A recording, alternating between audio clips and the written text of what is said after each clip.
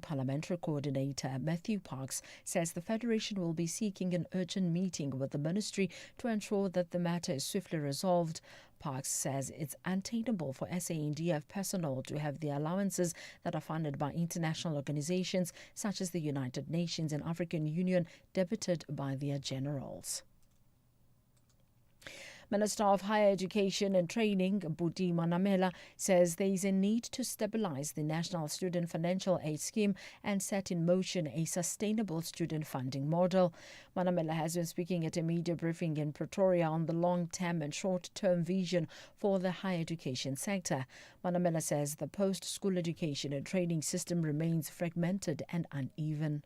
In the next 3 months, we will stabilize the National Student Financial Aid Scheme and set in motion a sustainable student funding model. And to this effect, I've asked the CEO and the chairperson of the National Student Financial Aid Scheme to convene an agent briefing and brief the nation and in particular students on the state of NSFAS and some of the challenges that they've been confronted with. But to support their work, we've already started engagement with Treasury in filling some of the gaps that exist in terms of student funding. A UN investigation has found that Myanmar's ruling military continues to carry out grave human rights violations. The report is based on almost 600 eyewitness testimonies. The BBC's Imogen Fox has the details. The latest report says human rights violations in Myanmar are not just continuing, they are increasing.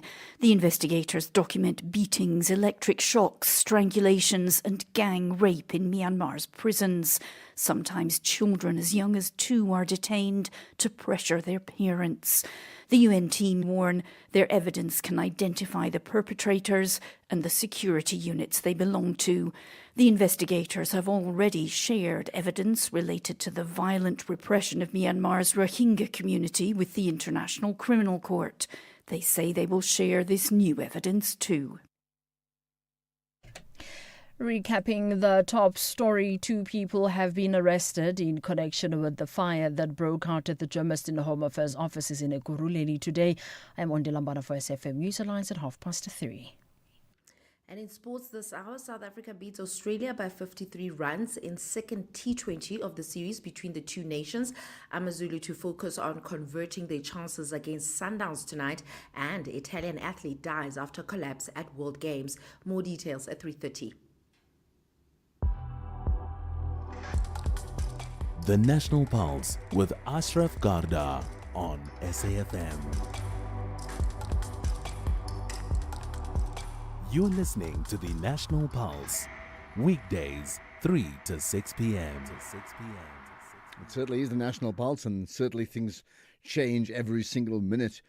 On the show, in the country, there's really no time to pause, don't you think? And I say that because now I see, and maybe this is not a surprise at all, AfriForum, they pulled out of the national dialogue, and I'm quoting Kali Kriel saying, the presidency and the ANC captured the process. The ANC has turned it into an ANC monologues. The ANC government's corruption and failed policies caused the crisis. They cannot be trusted to dictate the solutions. So there we are. That's just one thought of many, I suppose. So not to be confused, there's the national dialogue. There's also the National Convention, which is what kickstarts the national dialogue on Friday. There's also the National Pulse, which is the show, just so you know, right? You can call in anytime, you know that. Whatever you want to raise, you can tweet along too using the hashtag The National Pulse. And if you're sending us a voice note, you've got that option. Voice note, 30 seconds maximum if you're sending us a voice note. Otherwise, you know you can text a message as well. So many ways to connect on the show. Let's then get to the important issue around this national convention that's due to start at the weekend on Friday. So we've spoken a lot about why we should not have it. There's not a moment when somebody calls in and says, that this is a waste of time, it's too long, it's too much money. As you've heard, it's sort of ANC controlled. Well, that's the case against it. What about the case for it? I mean, yesterday, Ibrahim Fakir made the point that we have lots of dialogue. What we don't have is government who runs things effectively. So what's the case for the national dialogue? Well, let's get the thoughts of Mazibuko Jara, who's the executive director of the Zabalaza Pathways Institute, but also significantly a member of the organizing committee for the National Convention. So, Mazibuko, good to connect with you on the National Pulse. Good afternoon, Ashraf, and to your listeners. Right, I suppose since when people know that you're part of the organizing committee, what's the most common question they ask you? I beg your pardon? When people find out that you're part of the organizing committee for the National Convention, what's the most common question they ask you? People are frustrated by service delivery, by corruption, and other failures of government. Why should there be a national dialogue given all those failures? That's the most common question. The natural point, and this is the intro of my conversation with you, is there's so many reasons that people have given why we should not have the national convention, right? Or even the complete national dialogue. So what's the case for it? What's the case for the national convention in particular, which is where you're involved, considering, as you know, so many organizations have withdrawn? The country is in deep crisis. It is not the political elites who can save it. We have but one country. This national dialogue offers us an important opportunity to save our country from going further into crisis. The difference this time round is that this is going to be a people-led process. And also it's going to enable ordinary people to come up with solutions that must be effected to ensure that we can change the country for the better. Those who have withdrawn from the dialogue are, in effect, are turning away from the country, are turning away from democratic debate. Having said that, we think that they still have an opportunity to come back and engage genuinely.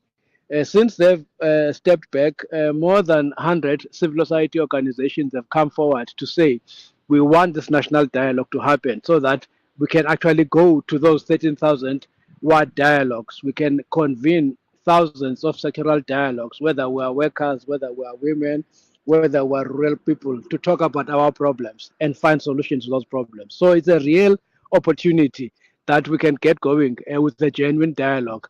Remember, a lot of time, Parliament is criticized for not having consulted people sufficiently when it passes legislation and other deficiencies in public participation. This time round, this dialogue is about overcoming all of such problems in the public participation model our country has.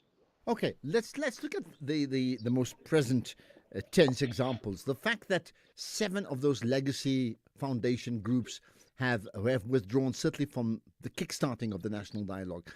Surely that's not something that can be just wished away and say, it's just one of those things. It's a huge setback, isn't it? Well, if you look at politics and public participation as being about elite foundations, those are elite foundations representing a small number of people. There are thousands, there are millions of people out there located in thousands of wards. The dialogue is aimed at those and not at the elite foundations. The elite foundations may have their reasons, which the president may have responded to. We're not concerned with those elite fights. What we're concerned with is ensuring that the voice of the people comes through. Okay, let's talk more about it and what happens next as far as the actual program itself is concerned right after this. The reigning champs, Amapagania, want to demonstrate that they have a consistent winning formula. But 2024 semi-finalists, Masandawana, say this time around they will advance to the final. This is the MTN 8 First Leg semi-final. Wafa Wafa! Catch Orlando Pirates versus Mamelodi Sundowns on Saturday, 16 August at 2 p.m. live on SABC 1 and SABC Plus. Also available on SABC radio stations at 3 p.m. Proudly brought to you by SABC Sport. For the love of the game.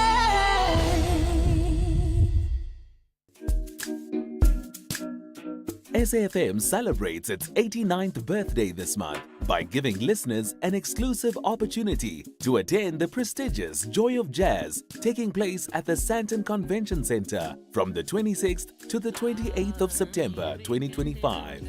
To stand a chance to win these sought-after tickets, simply SMS SAFM 89 followed by your name to 41391 and stay tuned to SAFM as we could be calling you. SAFM is the official media partner for the Dipala stage at the Standard Bank Joy of Jazz. Entries open from the 7th of August and close on the 31st of August 2025. Winners will be randomly selected and called from the 1st of September 2025. SMSs are charged at R1.50 per SMS. Free SMSs and SMS bundles do not apply. T's and C's apply.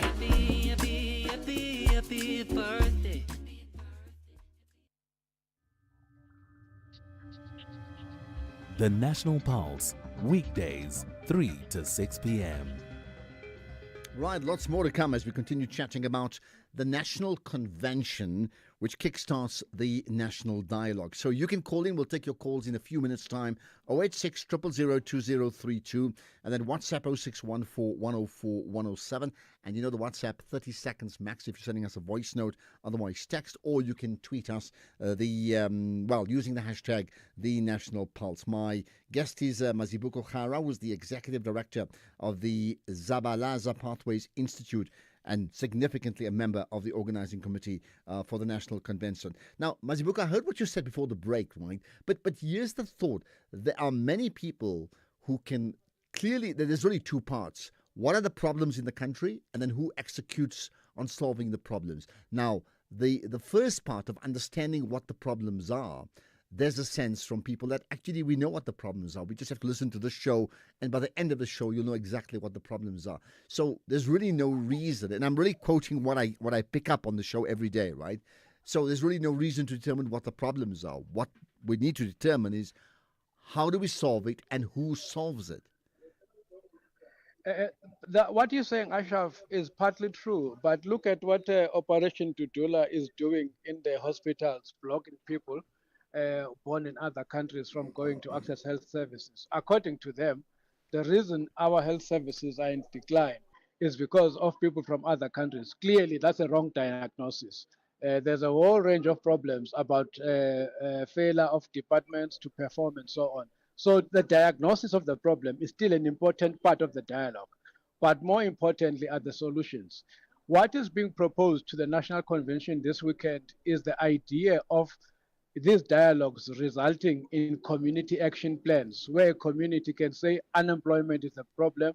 We propose the municipality must do ABC, similarly with government departments and so on. And that is going to be a binding contract, a people's compact, through which we can follow up, but also our people have an opportunity to even suggest amendments to the Constitution to ensure that they can increase, for example, their scope for decision-making power, their scope for socially auditing expenditure. In other words, they should be able to have transparency to follow the money beyond just the media being the ones who can follow the money. So this dialogue is an opportunity actually to come with such creative solutions, even amending the Constitution in progressive ways. So I would like to persuade those who are skeptical to really take an opportunity through this 9-month process, which will start after the convention, of deep dialogue and really looking at solutions we can come up with, and then how do we build our power as ordinary people to effect those solutions.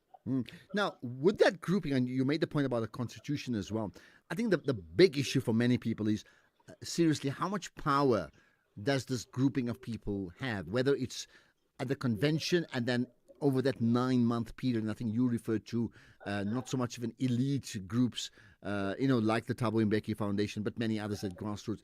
Ultimately, how much power do they have, or will they have? So these dialogues are an official part of the commitment of the Government of National Unity. The statement of intent of that Government of National Unity highlights this dialogue as a key process. This convention will also define how far the second convention that will close off the process will have powers to ensure that the agreements that will come from the ground up will have effect. So this is something that people on the ground have to ensure that they win, have to ensure that it becomes their voice. It's not going to happen simply because we complain in little corners. It will happen if we come forward and occupy the space and make our voices heard and present those community action plans present those people's compacts into government departments, but also importantly at the second national convention, which is supposed to emerge then with an agreement on the way forward. What about those who say, yes, we hear you, but this is a slight on Parliament and the political parties that make up the National Assembly's inability to actually work things out themselves, when in fact they've been elected to do just that? Part of the crisis is exactly that. They have not been able to do that. Remember the Zondo Commission's comments on the failures of Parliament, but also remember several court judgments blighting Parliament on its failure to undertake appropriate and sufficient public participation.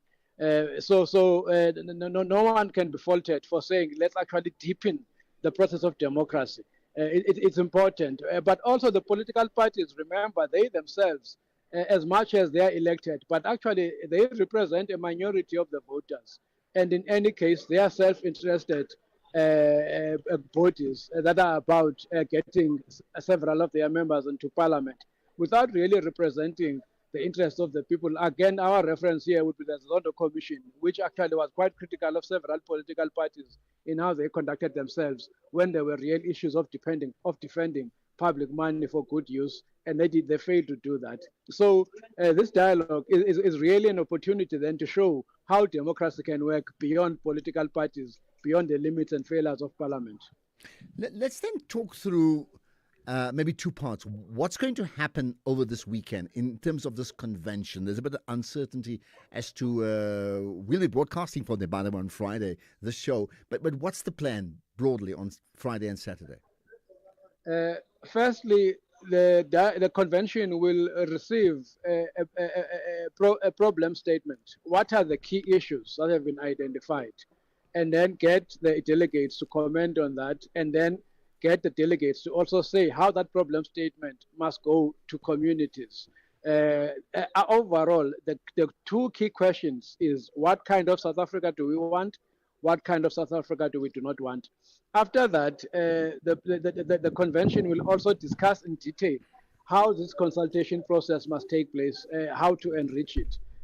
Further on, the convention will put together a representative steering committee representing about 30 sectors from the ranks of our society.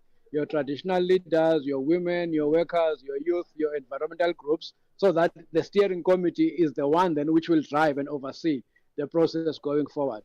So those are the key things. The substantive issues are not going to be dealt with by this dialogue. The substantive issues must come from below through this detailed democratic process, which will follow. All right. But let's find out then what happens next, which we'll do right after this.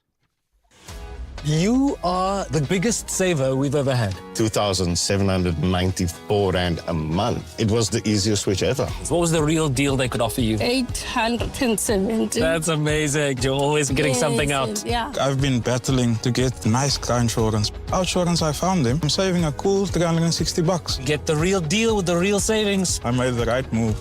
Go to outsurance.co.za now for a 10-minute quote that could save you thousands. Just phone Outsurance, get a quote and see what they can offer you. If you don't save that 321 like I did, you might say get a 500 or $1,000 back. Service and savings, you'll always get something out. How is it that Outsurance provided the solution for you? 918 Rand is what I'm saving. Incredible. What brought you and Outsurance together? 718 Rand. I end up saving. They gave you the real deal. It literally is the real deal. Go to outsurance.co.za now for a 10-minute quote that could save you thousands. Licensed insurer and FSP. T's, C's, and information online.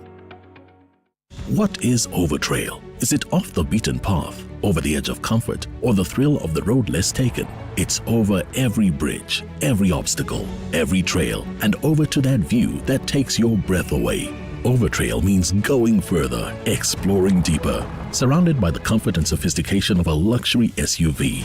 It's this spirit that inspired the Overtrail project. Experience Overtrail in the LX and GX range. Lexus. Experience amazing. September 5 is Casual Day. Time to get your Casual Day sticker and gear in support of persons with disabilities.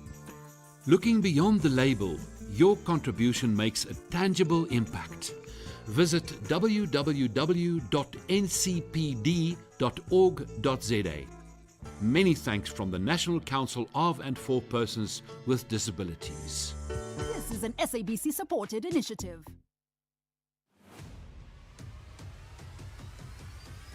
Ashraf Garda is streaming live now on Facebook, YouTube, and X at SAFM Radio.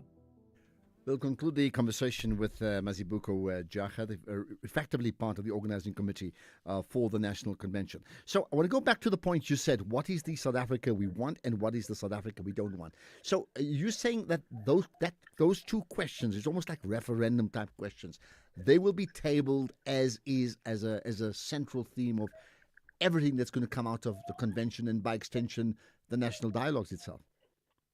Yes, they are the framing questions, and below those questions, there are about 9 thematic areas: poverty and inequality, the economy, and so on, which then will be platforms to detail those questions further. This national convention will enrich that so that it goes as a package to communities. And of course, communities are not going to be bound not to raise only those issues, but at least they have a reference point. Communities themselves will be able to add their own issues. Okay, so thereafter, so after this weekend, what then happens next? There are 2 phases. Phase 1 is from mid-August to November, where we will do, the proposal is to do a trial run of about 15 to 20 district dialogues across all the provinces so that the methodology is tested. And then the main phase will be from January to April, where then the thousands of the community dialogues will take place. And in addition to the official program, nothing stops anyone from coming forward convening sectoral thematic dialogues at any level, a district, local, province, and national, and then ensure that they can connect those into the official process. I'm going to suggest, and we'll end with this, right? I'm going to suggest that you're very aware of the levels of negativity, the levels of criticism, not just from different political parties, but certainly from the public at large. You just have to listen to the show. You'll pick it up, right? That part of the conversation starting from the convention this weekend is, how are we going to win the public relations game? How are we going to communicate what we're doing effectively so we can actually turn around a very disgruntled citizenry onto our side and do so very, very quickly? That's a big challenge. People are frustrated. People are angry. The first step to turn around into a situation of trust is the fact that government is committed to withdraw from leading any process such that it must be people-led. So that steering committee is the first important opportunity. Already in the Eastern Cape, in Sekhukhune and other parts, people are going ahead with convening their dialogues. That's a measure of confidence that we can build. But the steering committee then has a huge task to go to communities properly and engage with that disgruntlement, with that mistrust. And there's no other way but to face each other in the eye and say, let us confront the problems facing us. Because complaints on radio, yes, are important, but those complaints on radio do not necessarily lead to building the power of ordinary people, such that those ordinary people can actually be the makers of history and change their lives from below. Okay, and here's the last thing. I would suspect, politics being what politics is, right, and ahead of a local government election coming up next year, that as you go around the countryside, from the big towns to the small dorpies, trying to effectively sell the concept of the national dialogue, there would be political parties and other activist movements who would bring exactly the opposite, who would be talking it down right through, running parallel to what you're doing. How are you going to turn that around? That kind of scenario you are painting is exactly part of public participation. We must honestly and truthfully reflect even those opinions that are critical of the national dialogue. But we hope that over and above such critique and rejection, they can then come back around and say, actually, we have issues to solve. In a democracy, there's no other way but talking. I think the big question with you is, what's the level of actual public participation? But let's leave it at that. Mazibuko Jaha, the Executive Director of the Zabalaza Pathways Institute, member of the Organizing Committee for the National Convention. We're bound to meet up on Friday because this show will cover that, including Kathy's show in the morning, and I think maybe Tula's as well. It's going to be a hectic day, certainly for many of the shows here on SFM. As like it or not, We're going to cover it. Why? Because the National Convention and the National Dialogue impacts on your life. So we must talk about it. And let's talk about it next. Call us on 086 000 2032. Right, certainly what does impact your life? So it's a fascinating question. What is the South Africa we want? What is the South Africa we don't want? So let me put that to you, seriously. What is the South Africa we want? What is the South Africa we don't want? Dumzi in Cape Town, let's talk to you about the National Dialogue. Right, in fact, what we'll do, we'll get to that in just a moment. Here's one on the same issue, in fact. Ashraf, your guest, obviously he will support it. This thing is not led by us, communities. It's led by politicians and a few elites, honestly speaking. I don't even know his organization, but he's there because he comes from a certain group. Our government knows what is the problem. There's no need to sit down and talk about it. We know what is happening from municipalities. We've seen AG report every year. What is new, honestly speaking?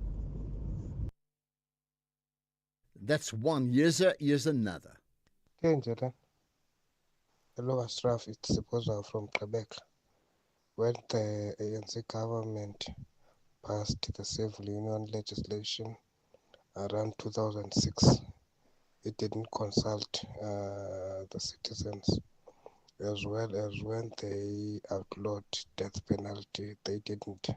I'm not surprised by the guy. He's defending his play team benefit from organizing that thing. Thanks. Well, I don't know if he's benefiting and therefore he's defending. He's up front. He's part of the organizing committee. I mean, now why wouldn't he talk up his organization if he's part of the organizing committee? I mean, why would you be surprised at that? Good afternoon, Mr. Ashraf. This is Mbongo Sundisa. Mr. Ashraf, government shouldn't build that Home Affairs in Germiston again. They are the one who banned it, so they must go to Johannesburg or wherever there's a Home Affairs branch. This thing of like if you are calling about something else, you're gonna ban government building is totally wrong. Let them suffer. You see, they are the one who put themselves in that awkward position. So they mustn't rebuild it, please. Okay. In fact, we're going to talk about what's happened in that region later on today. Yes, there's been protests, there's been people evicted, and there's also been other issues. Let's get to one more before we get to the news hits.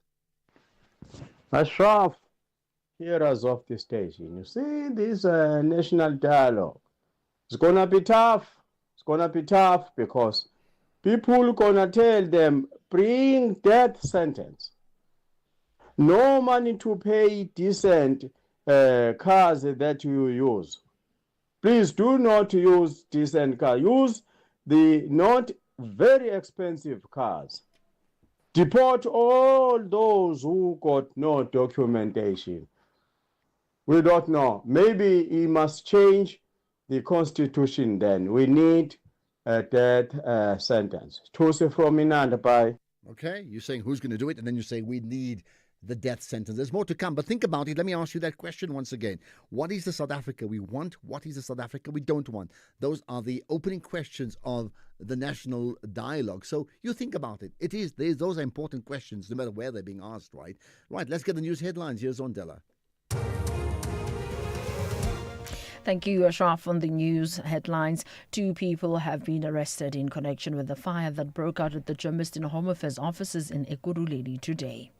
4 alleged robbers have been shot and wounded by police at Underwood Road in Pinetown, west of Durban, and wildfires continue to burn in a number of European countries as much of the continent experiences a heat wave. A full update follows at the top of the hour.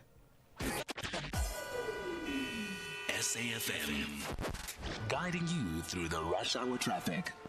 Good afternoon. Starting off in Gauteng, the R28, Paardekraal Road in Krugersdorp is where a crash is reported at the N14 highway. President Street is closed through Germiston CBD due to a fire at the Home Affairs building, and the M5 southbound in central Johannesburg queuing towards Crown Interchange. In KZN, the N2 northbound, a stationary vehicle before the M41 gateway exit, and the N3 westbound, a truck fire incident reported after Cliffdale, causing heavy delays. In Cape Town, the M3 southbound slow moving towards Rhodes Drive and the R300 northbound has roadworks reported, the left lane's closed towards Hindle Road. With your traffic update, I'm Irma G. This is SAFM Sports with Tumi Nkapele. Well, to me, yesterday was like Bafana show. What's the big story today? Well, all focus on the Proteas, and South Africa leveled their 3-match T20 series with Australia at 1-1. This is following a 53-run victory at Marara Cricket Ground. Proteas batter Devil Brevis was the star of the day, smashing an unbeaten century at 125 in just 41 balls, becoming the second fastest South African to score a T20 century, as South Africa posted 218 for 7 in their 20 overs. Then they dismissed the hosts for 165, with Corbin Bosch taking 3 wickets for 20. Brevis' T20 century is now the highest individual score by a South African batter in the format. Then moving on to football, Bafana coach Molefi Ntseki says that he's turning to his physical training team to prepare the players for their next CHAN clash against Niger. The squad has endured a grueling schedule, playing 2 matches within just 72 hours, but now enjoy a short break before Friday's fixture. And Ntseki says that he's hopeful the extra recovery time will have his players ready and firing. But I think the recovery turnaround period was a bit short for us, looking into the intensity of the last game we played. But Guinea also played the same and they lost 3-0. So from our side, when it comes to our physical recovery and game readiness, we are looking deeper into our readiness. So we are looking into the next 3 days before we play Niger. So our physical conditioning coach and our medical team will have to work on the players so that they are fresher and more focused after winning against such a difficult, tough team. They really made us run, and it means in terms of the kilos covered from our team defensively, I think it's more than 12 kilometers. So when that happens in your team, it means the recovery mechanisms has to come in. Meanwhile, AmaZulu coach Arthur Zwane is hoping that his side can carry the momentum from their opening day win over Orbit College. This is into this evening's Betway Premiership showdown against defending champions Mamelodi Sundowns at Loftus Versfeld. Usutu claimed a 1-0 victory courtesy of an own goal from Sekukwana Murane, but squandered several opportunities in front of goal. And Zwane says that improving their finishing has been a major focus. It's early in the season kodwa thina sikhuluma ukuthi asithatha amathuba. Uyabona? So kunabantu la amathuba awafiki awanzeki inhlobo. Bayalwa liyabuya sebayahopa nje ukuthi lifike. Sengizama ukubonisa uyabona. So ukuthi silabe singacabanga ukuthi singaba khona ngokusheshsha. Ukuphuma siphuma kalula bepresile bayenzeni, so i-composure ene uzokhumbula uma udlala ngabafana striker sethu namhlanje top man una 22 years old ungwenya noMashego, so composure inside the box here obviously izodingeka, kodwa ke uma singabadlalisi bazoba bazokhula ni ngoba i-experience akuyithola ngokudlala, uyithola ngokwenza ama mistakes. So if sizozidoubt ukuthi labafana laba mana bathatha amathuba abayenzi kanje sizoba nenkinga, then ibhola ngeke likhulu eSouth Africa.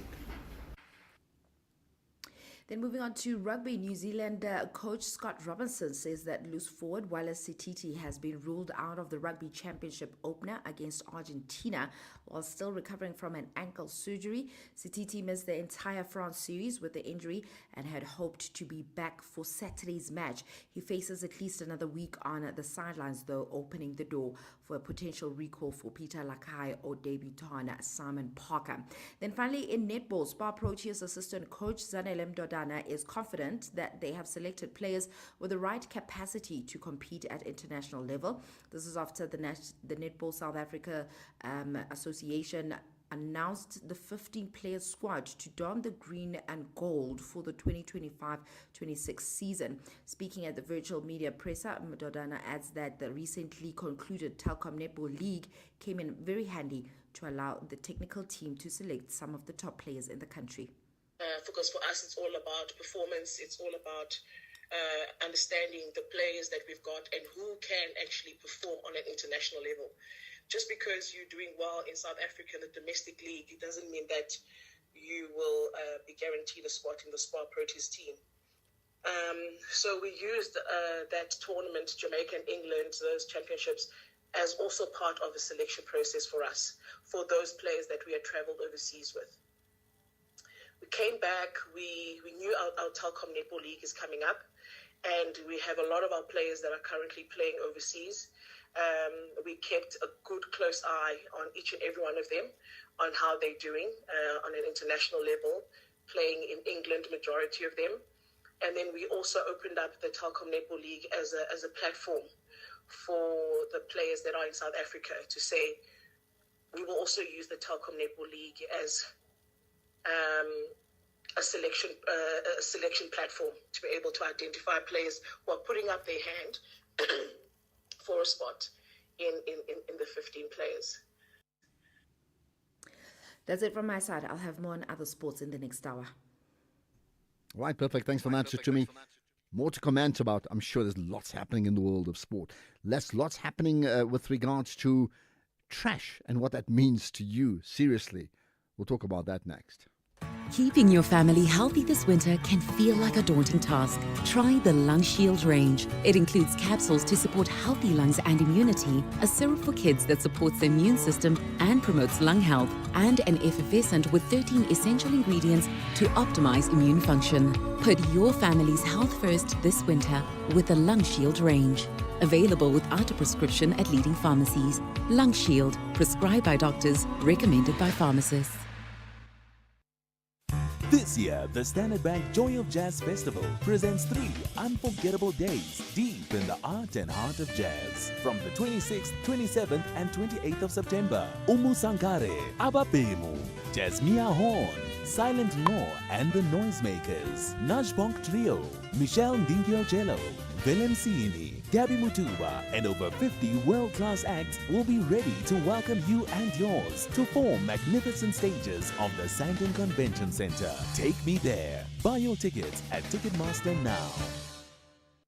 FlySafe's Business Booster is back to help elevate and celebrate small local businesses. Enter now at flysafe.co.za. Tell us about your business, and you could be one of 6 standout enterprises to win 10 return business class flights plus brand exposure across FlySafe's various platforms. Whether you're making, creating, or innovating, we're here to help your business not just take off but skyrocket. FlySafe, for the love of flying. T's and C's apply. Ashraf Garda is streaming live now on Facebook, YouTube, and X at SAFM Radio. So we're going to talk about unemployment numbers shortly, and that's not a good news story, I can tell you. So we will talk about it, which then leads me back to that point that I asked you, which is going to be the big question of the national dialogue itself, or the national convention that starts on Friday. What is the South Africa we want to live in? And what is the South Africa we don't want to live in? So you give it a question, give it an answer. Let's see what you have to say about that. In the meantime, let's get global. Negotiators from 175 countries are currently meeting in Geneva, that's in Switzerland, to thrash out the first ever legally binding treaty on plastic pollution. We understand that the key sticking point on this meeting is trying to address is whether it should mandate cuts in plastic production, as a means to that end. Let's find out more about it with Groundworks Chemicals and Campaigns Supports. The member is Rico Euripido. Rico, appreciate you giving off your time with the National Pulse. Good afternoon to you and your listeners. Okay, now I'm thinking in a world where there's 100 problems every single day, how big an issue is this? Well, plastics is big enough a problem that countries came together 3 years ago at the governance system for the United Nations Environment Programme, UNEA, and agreed to pass a resolution that the plastics problem is truly a global problem, and that without a globally harmonized approach through multilateralism, that you cannot address the plastics problem along its full life cycle. Many people think of plastics in terms of waste, but plastics right from the extraction of oil, right through to the end point where we have microplastics in the air that we breathe, in our lungs, in the blood of children that are just born. It's now recognized as a global problem. And for that reason, we are negotiating a global treaty. Okay, let's not assume that we know all the answers ourselves. When we say plastics, or the issue of plastics is a global problem, in fact, what is the problem? Well, the problem essentially is a problem of oversupply. Currently, about 240 million tons of plastic are produced every single year. And that plastic can't be recycled, and it can't be managed in a safe way that guarantees the health of people and guarantees the health of the environment. So what essentially happens is that most of that plastic leaks into the environment. Less than 10% of all plastic that's ever been produced has ever been recycled. We're talking about 8 billion tons of plastic. And unless we address the fundamental drivers of the global plastics problem, we are going to have an even bigger problem. It's going to accelerate even more. Plastics drives climate change. It drives biodiversity loss. It leads to the global chemicals problem. So that's why we have to have a global treaty, and that's why we have to address one of the key issues, which is an oversupply of plastics. Okay, so you got a few days left to reach agreement, right? So where are the major players right now? I mean, I take it as always there would be different sides of the story, different positions they hold. So what are the competing or contesting issues, and how do you propose or suggest that an agreement may well be reached? You've actually nailed it. So at the moment, the global geopolitics are playing out. The petrostates don't want any production cuts whatsoever. They want this to be a waste management treaty. So they say that the plastics problem is not because we make plastics and we make plastic products, but because people don't manage plastics well enough, and that we should have a waste management treaty. More progressive countries, these are the high ambition countries, they recognize plastics for the global problem that it is, that it's linked to climate change, because all plastics are made from either fossil fuel and the addition of chemicals to give them their properties. So high ambition countries are saying, if we don't address the supply, primary plastic production itself, and if we don't address very specific targeted actions on problem plastics like single-use plastics, the oversupply of single-use plastics, never ever designed to be recycled, designed to be thrown away and replaced to drive this global economic machine from the petrochemical sector, then we are not going to have a good treaty. And that's essentially where we are. Countries are saying a bad treaty is worse than no treaty at all. So at the moment, we are at a deadlock, and it seems as if the better option as we stand with 2 days to go is no treaty, unfortunately. Okay, interesting, because I see, the EU Environment Chief Jessica Roswell saying we have to speed up negotiations, going to your point, saying with 4 more days, of course this was a couple of days ago, with 4 more days to go, we have more square brackets in the text than plastic in the sea, which is so interesting. So you're saying rather no treaty, I mean, you would agree with that view, rather no treaty than a bad treaty? A bad treaty, what it essentially does is it locks us in to this unsustainable future. It puts us on a trajectory of more and more and more plastic waste. We have to address the key driver of the global plastic problem, and that is one of production. We also have to recognize that the science is very clear, and countries at the moment are acting in national interest and not quite listening to the science. So that is a big problem. We might need more time in the negotiations so that more countries have a better way of realizing the science. Importantly, our Minister Dion George has recently promulgated draft regulations that will come into effect in 2 years' time. And that is effectively a ban on microbeads. Now, microbeads are a problem plastic. It's one such problem plastic. Mm-hmm. And if you think of that ban, essentially, it means that it addresses primary plastic production because you won't be able to make them anymore. It addresses the idea that they are a single-use problem, or they are a problem plastic that we have to address. And it acknowledges that the chemicals in them that are used to make them harm human health and the environment. So essentially, our minister inadvertently is supporting the idea of this reduction in primary plastic production. And to be honest with you, what industry wants is certainty. They want economic and policy certainty. Industry doesn't like uncertainty.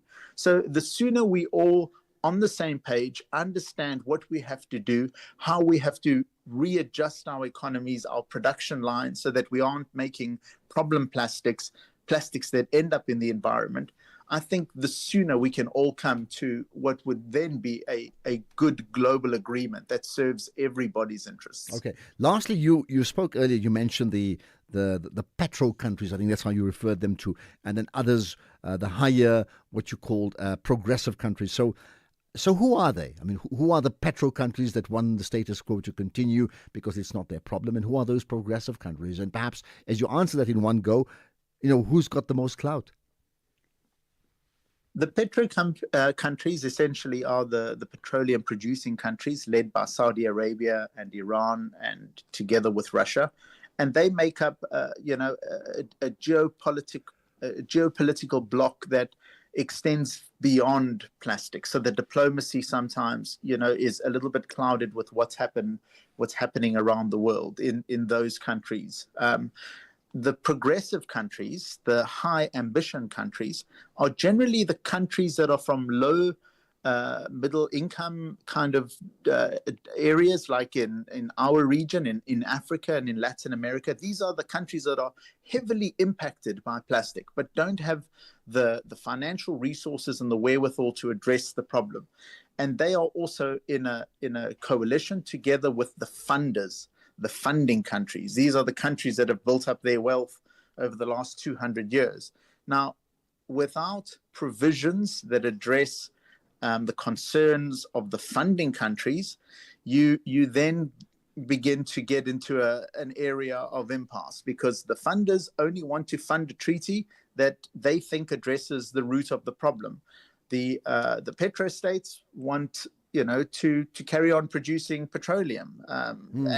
If we look at other negotiations, the climate change talks, they are the talks that are being held to ransom by these petroleum countries. So, we have to navigate a really tricky landscape in this regard to address what is a very real problem that has very real consequences for people's health and the environment. Let's end with this. Just a short answer on this one. Who then ultimately holds the power, and what are the consequences if there's no deal? You've got like 30 seconds.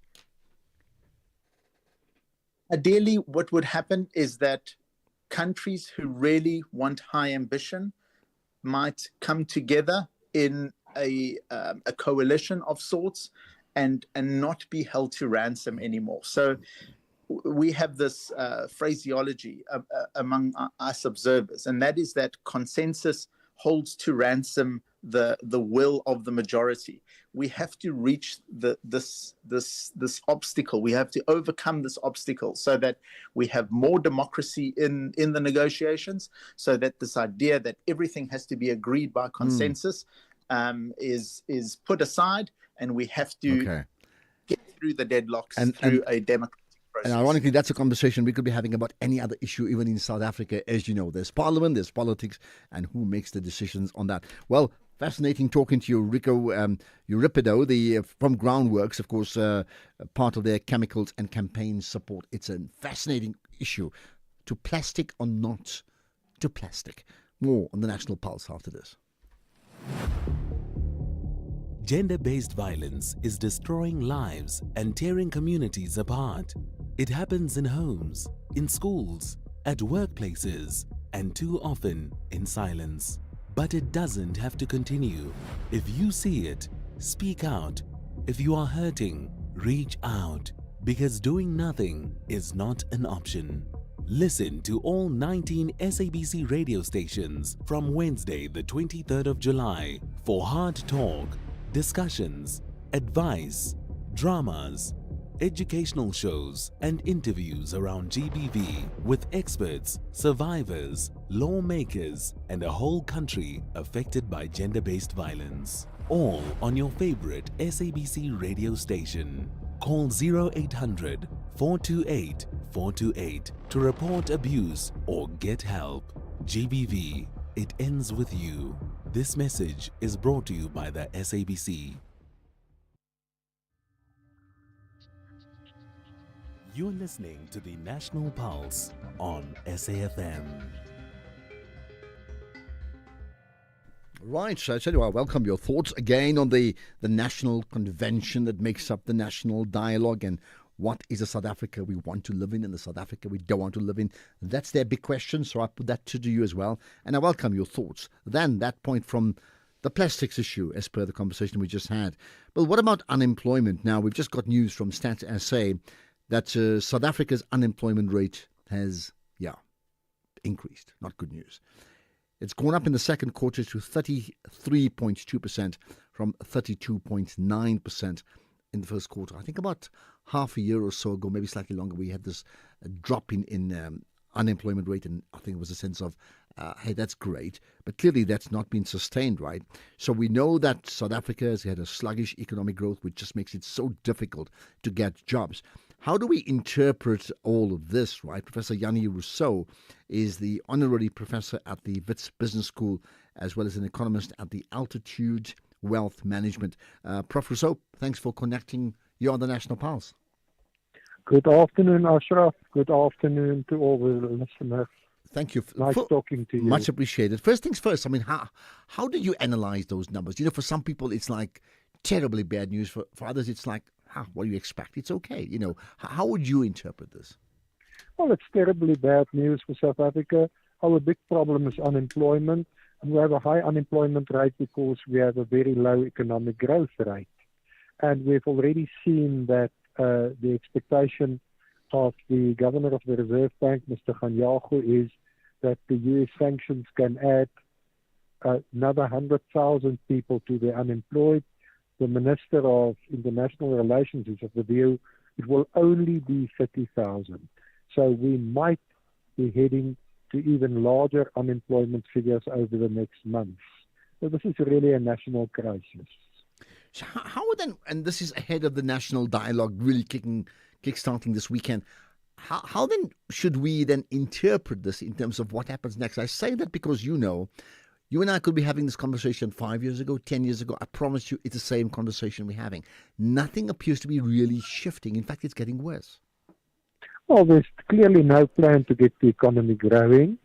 So the discussion at the national dialogue should be what are the obstacles to economic growth and how to remove them so that we can see not only economic growth but also employment growth.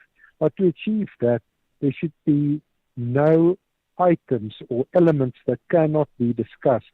It's very problematic that the ANC is already starting to draw lines in the sand to say that this issue cannot be discussed at the national dialogue or that issue cannot be discussed as a problem at the national dialogue. That's not the way to move forward.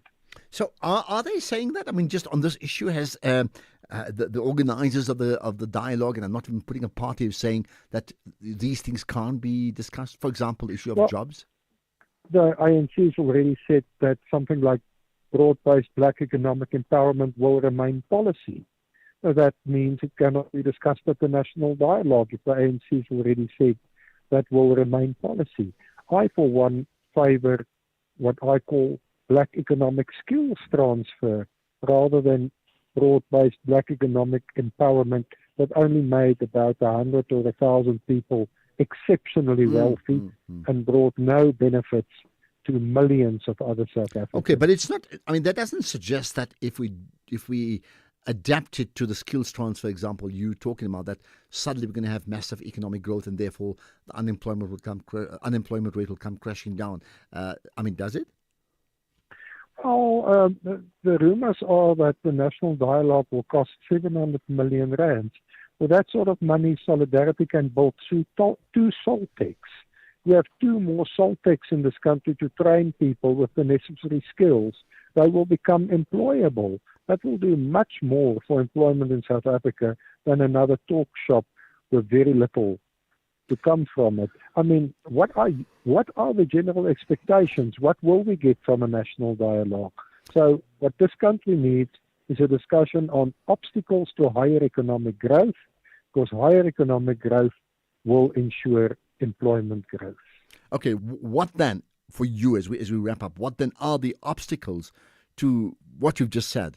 Obstacles to higher economic growth, and that what will open up higher economic growth? Well, the first one is municipalities not functioning, a lack of service delivery in many cities and towns in South Africa. That's an obstacle to investment, and such an obstacle to investment is an obstacle to higher economic growth. So sort out municipal service delivery for one. If we can sort that out, it will take us a long way forward towards higher economic growth, to use one example. Okay, well, thank you for your time. You've certainly put, in answers, put more questions on the agenda. Professor Jannie Rousseau, who's an honorary professor at the Wits Business School and an economist at the Altitude Wealth Management. So where do you go with this?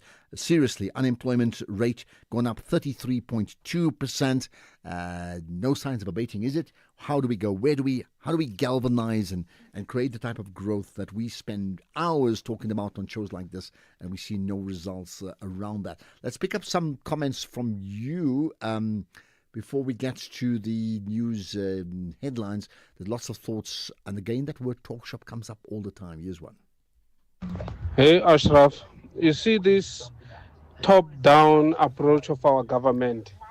If South Africans were to say that they want capital punishment back, they will be told at the national dialogue how it's impossible for it to happen.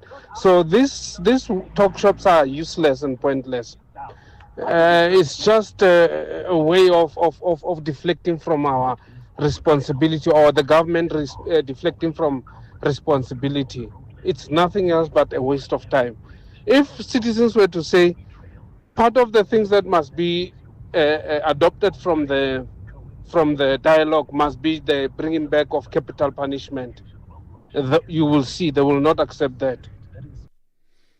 Which means then, if that is the case, then that national dialogue is not open-ended. That means you're not getting into it like a CODESA, where you're coming in from very different positions and you say, you know what, everything is up for negotiation. I think this is a fundamental issue. What is not up for negotiation at the national dialogue, and what is? It's fundamental to what comes out of it next. Let's get the news. It's 4 o'clock. Here's Ondela.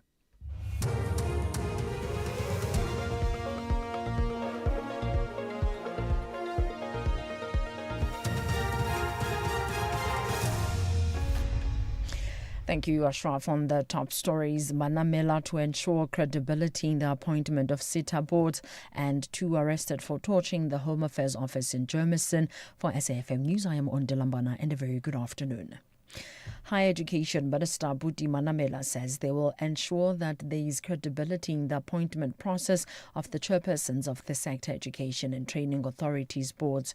This follows the axing of former Minister Dr. Nobuhle Ngabane, who was embroiled in controversy over the appointment of the SITA boards.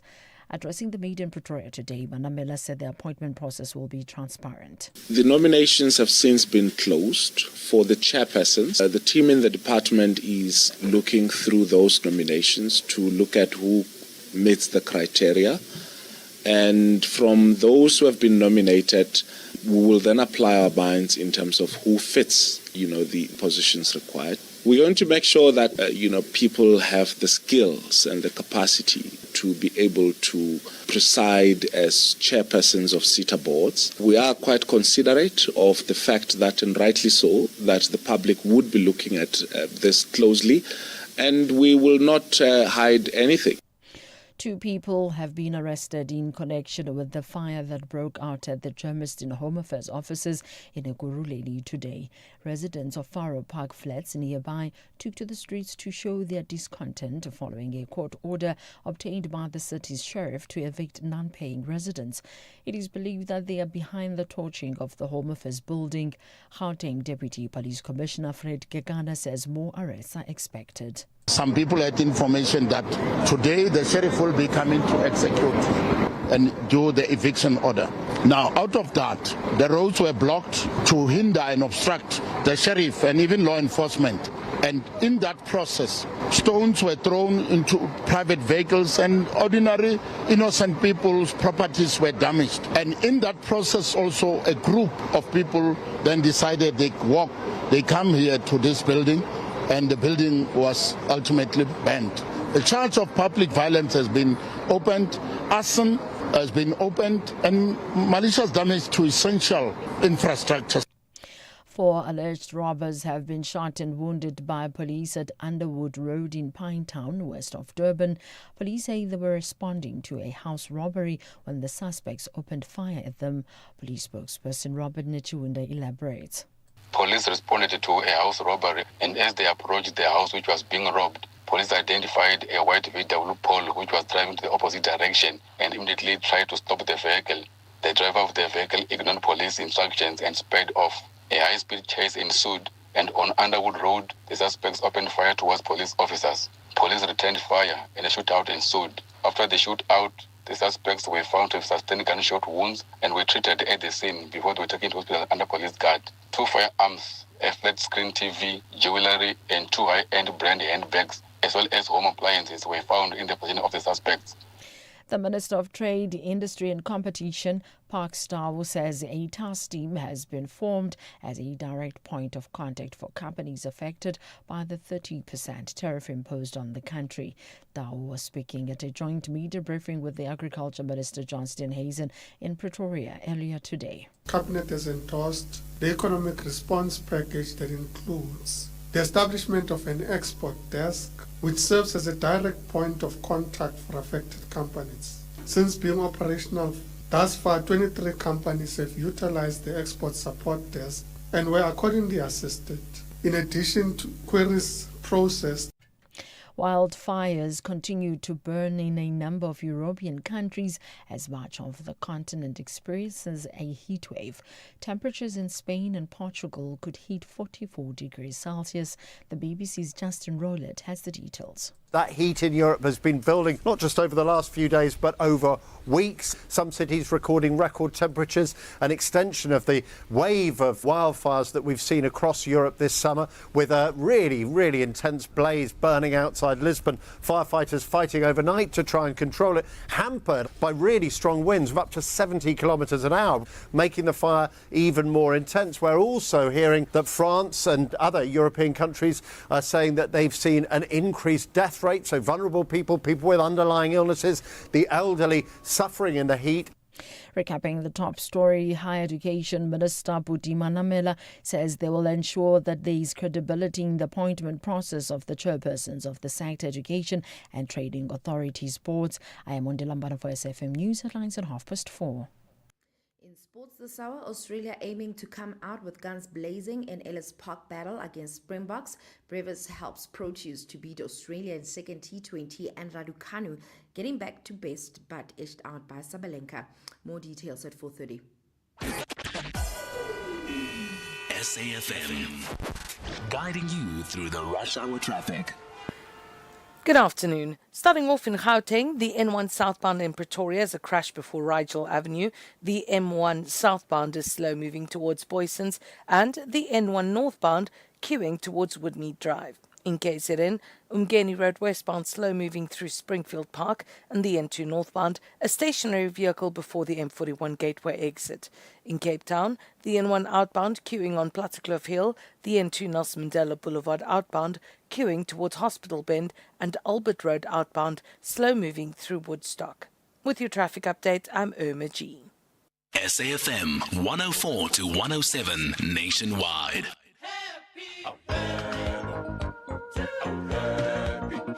SAFM celebrates its 89th birthday this month by giving listeners an exclusive opportunity to attend the prestigious Joy of Jazz taking place at the Sandton Convention Centre from the 26th to the 28th of September 2025. To stand a chance to win these sought-after tickets, simply SMS SAFM 89 followed by your name to 41391 and stay tuned to SAFM as we could be calling you.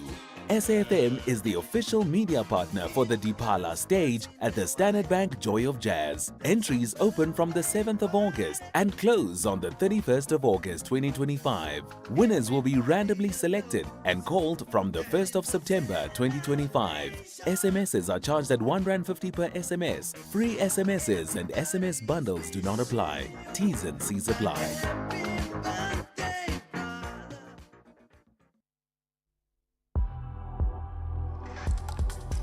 The National Pulse with Ashraf Garda on SAFM.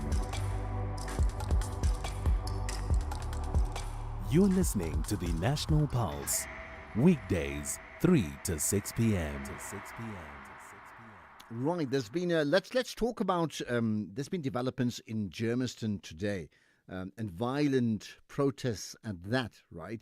And that's around issues of evictions. So let's find out about it. The Kuruleni mayor, Inkosin Dimpile Kakaza, well, he briefed the media. The mayor briefed the media earlier on, but there's also been other issues about not just the violence as you would think of violence, but also burning. So there's arson. What exactly is the issue that has been contested, and what happens next? Pusaletso Mokwena, the SABC News reporter in that region, covering the story. I appreciate your time. You're on the National Pulse. Well, thank you so much for your time, Ashraf, and good afternoon to you and the listeners.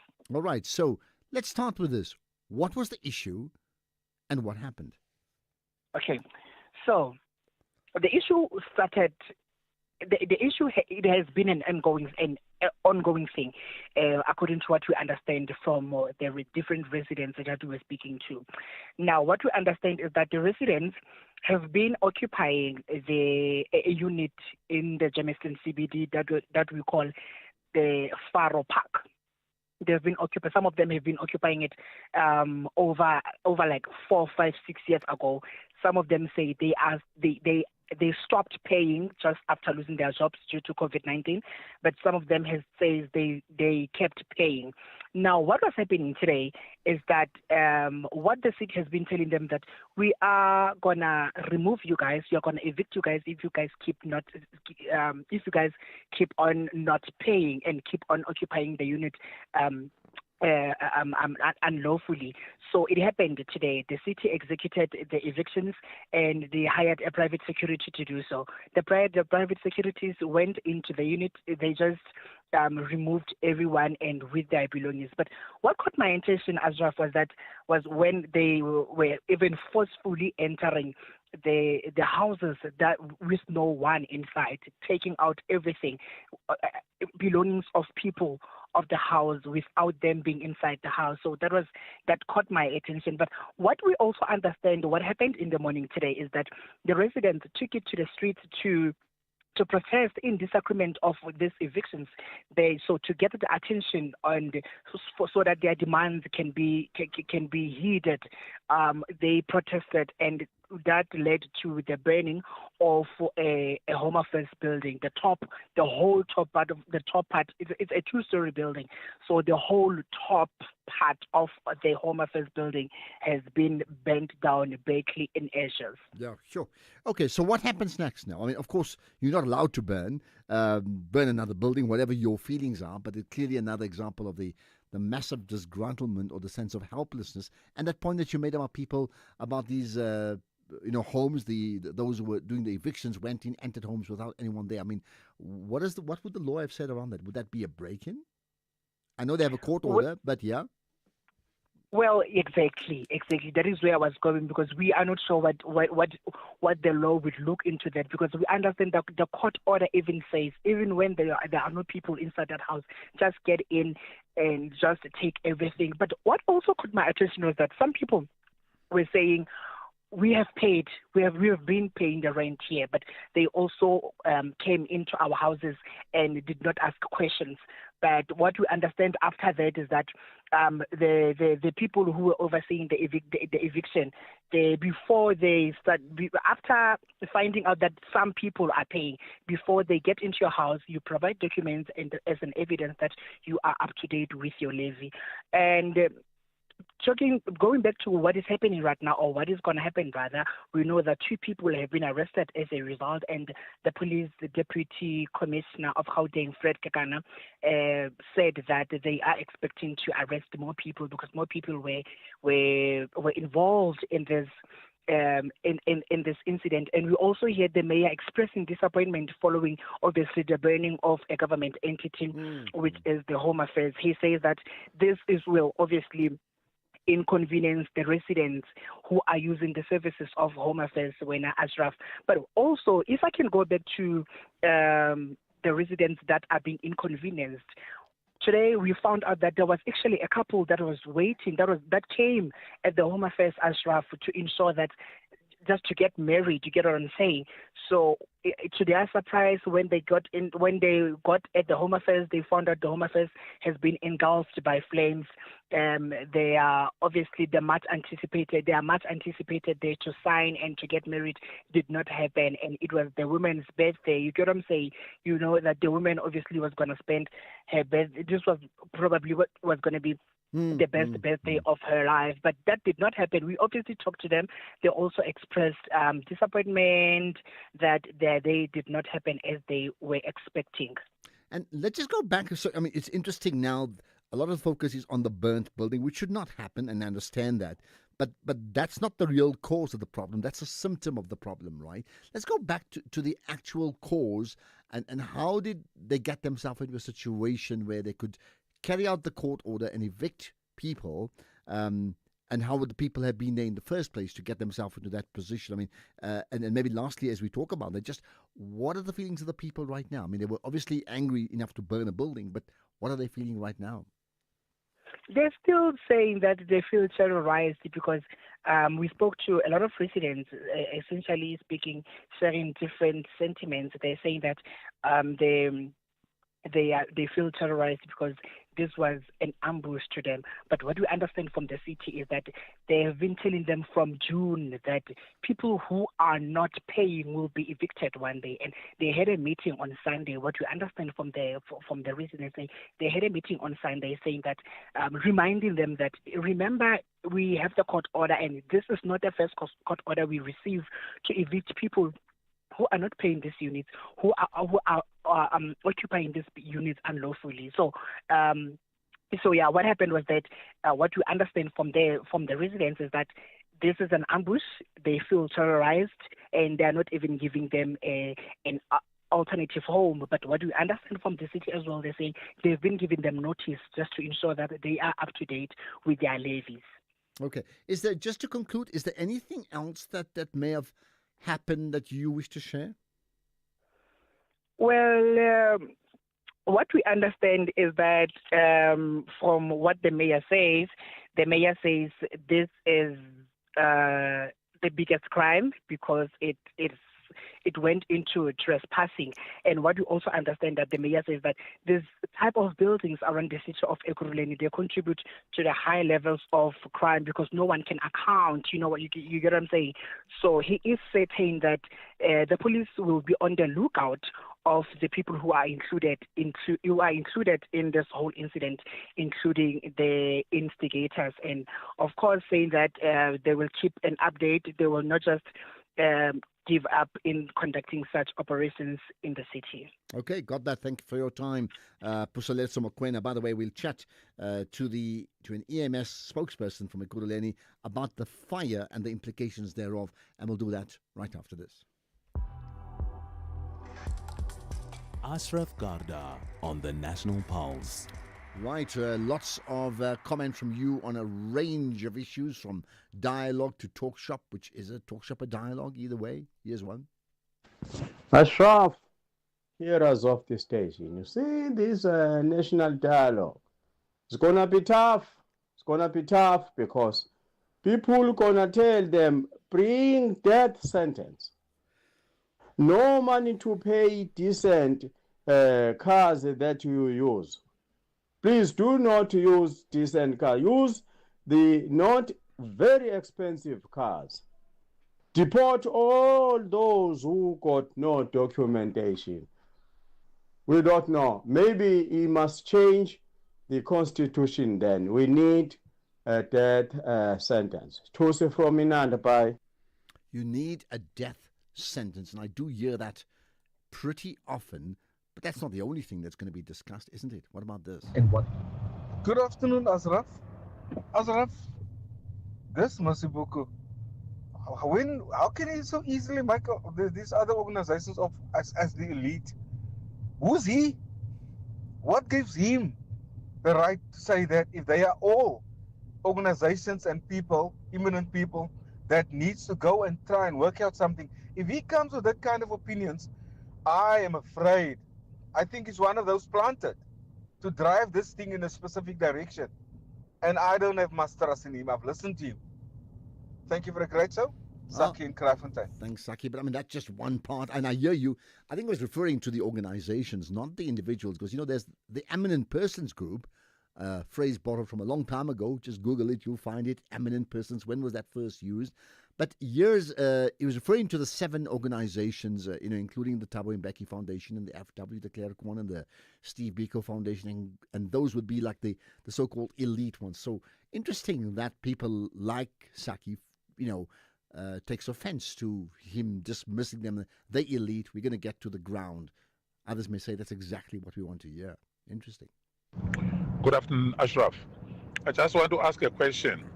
Unfortunately, gentlemen, we were interviewing about the dialogue is gone now. But I want to ask this. What if the dialogue sits successfully so, and South African come up in one voice in that dialogue? They said they want ANC to be out of government. They want ANC to volunteer and give power to other parties. Will the ANC do that? Absolutely not. But I can't see that dialogue ever making that proposal, because I think it would be contrary to the party political principles.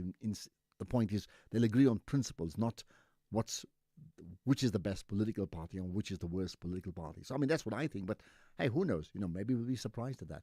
Right, let's talk. We'll take more calls from you. And if you wish to call in live, I'll try and get to you as well in just a moment. But also WhatsApp, comment, and tweet as well using that hashtag, The National Pulse. So let's get to the fire in the Germiston region after this. Ashraf Garda is streaming live now on Facebook, YouTube, and X at SAFM Radio. So, we got the protests, we got evictions. There's a court order. There were protests because of the evictions. Very many disgruntled people. This is all in the Germiston area, east of Joburg. And the level of discontent took on a turn when people expressed their discontent to such a degree that, ironically, next door was the Home Affairs office. This is in Germiston, and they effectively went out to put that building on fire. So I understand one of the floors burned down. But let's find out more about it with William Tladi, the Ekurhuleni EMS spokesperson. Appreciate your time on the National Pulse. William, hello. William, do I have you there live? Yeah? Oh, okay. Yeah, you're live on the National Pulse, William. Good to talk to you. Okay, no, thanks. I'm ready. Okay, good. Right. Well, you ready? Are you ready to put out the fires? What happened today? Oh, yes, we did that exceptionally well, bro. Thank you so much. Can I continue? Please do. You're live on the air. Yeah. Okay, no, thank you so much. Okay, I would like to confirm that now the fire is being extinguished currently. We received this call in the morning after around 8 o'clock. Around 8 o'clock in the morning. Yeah. That's when they activated us. But it seems the building actually started burning around 7 o'clock. So when we arrived on site, we found that now the roof section is a double-story building. Then the roof section was already engulfed in flames and it was collapsing, caving in.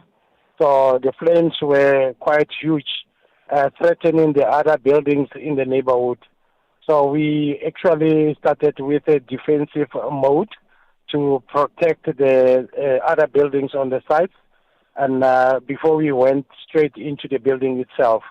So we had about 45 firefighters together with about 13 stations and with 16 fire engines. So all of them were on site trying to contain and extinguish the blaze. We managed to do that without any casualties sustained or accounted for. So we don't know what is the actual cause of that fire. However, it seems with the information received that there was supposed to be a protest from the residents in the surrounding flats in that area. So they burned the tires with closing the entire President Street and Jack Street for motorists and everybody. But based on that, there was then that is alleged that now somebody threw the petrol bomb into the Home Affairs building. So then that now it started now burning. So we extinguished that and we actually handed over the scene to SAPS for investigations. And currently I can confirm no casualties and the fire is extinguished. Okay, but can we confirm that, in fact, the building is a casualty? Meaning, how badly damaged is that building? Oh, yes, definitely. It is badly damaged. It's a double-story building. The top section is completely burned down. So all the furniture inside, all the documents inside on the top section are completely burned down. We did secondary sweep checking for any entrapments and any casualties, fatalities. Fortunately, there is no fatalities or even casualty as a result. And but the bottom part, actually, we managed to save it. We managed to protect it. It's only suffering from smoke damage and water damage. But the documents, everything is still intact. Okay, let's leave it at that. Thank you for your time, William Ntladi, the Ekurhuleni EMS spokesperson. So there we are, bottom floor intact, but top floor of the Home Affairs building in Germiston does not have a home. I mean, that's really what it is. So a big casualty in the light of the crisis we're having. And here's an interesting one. Hi, afternoon, Ashraf. Where is Dudula now? Seems like the only people being able to control foreigners. Look at the damage that was caused today. They can never do it in their country. Andre, the truck driver. Interesting, by the way, we'll chat to the one of the leaders from Operation Dudula. That's Zandile Dabula. We'll talk to Zandile after 5 o'clock. It's relating that meeting that they had with the Minister of Health. So a very important conversation. I'll take your calls after this.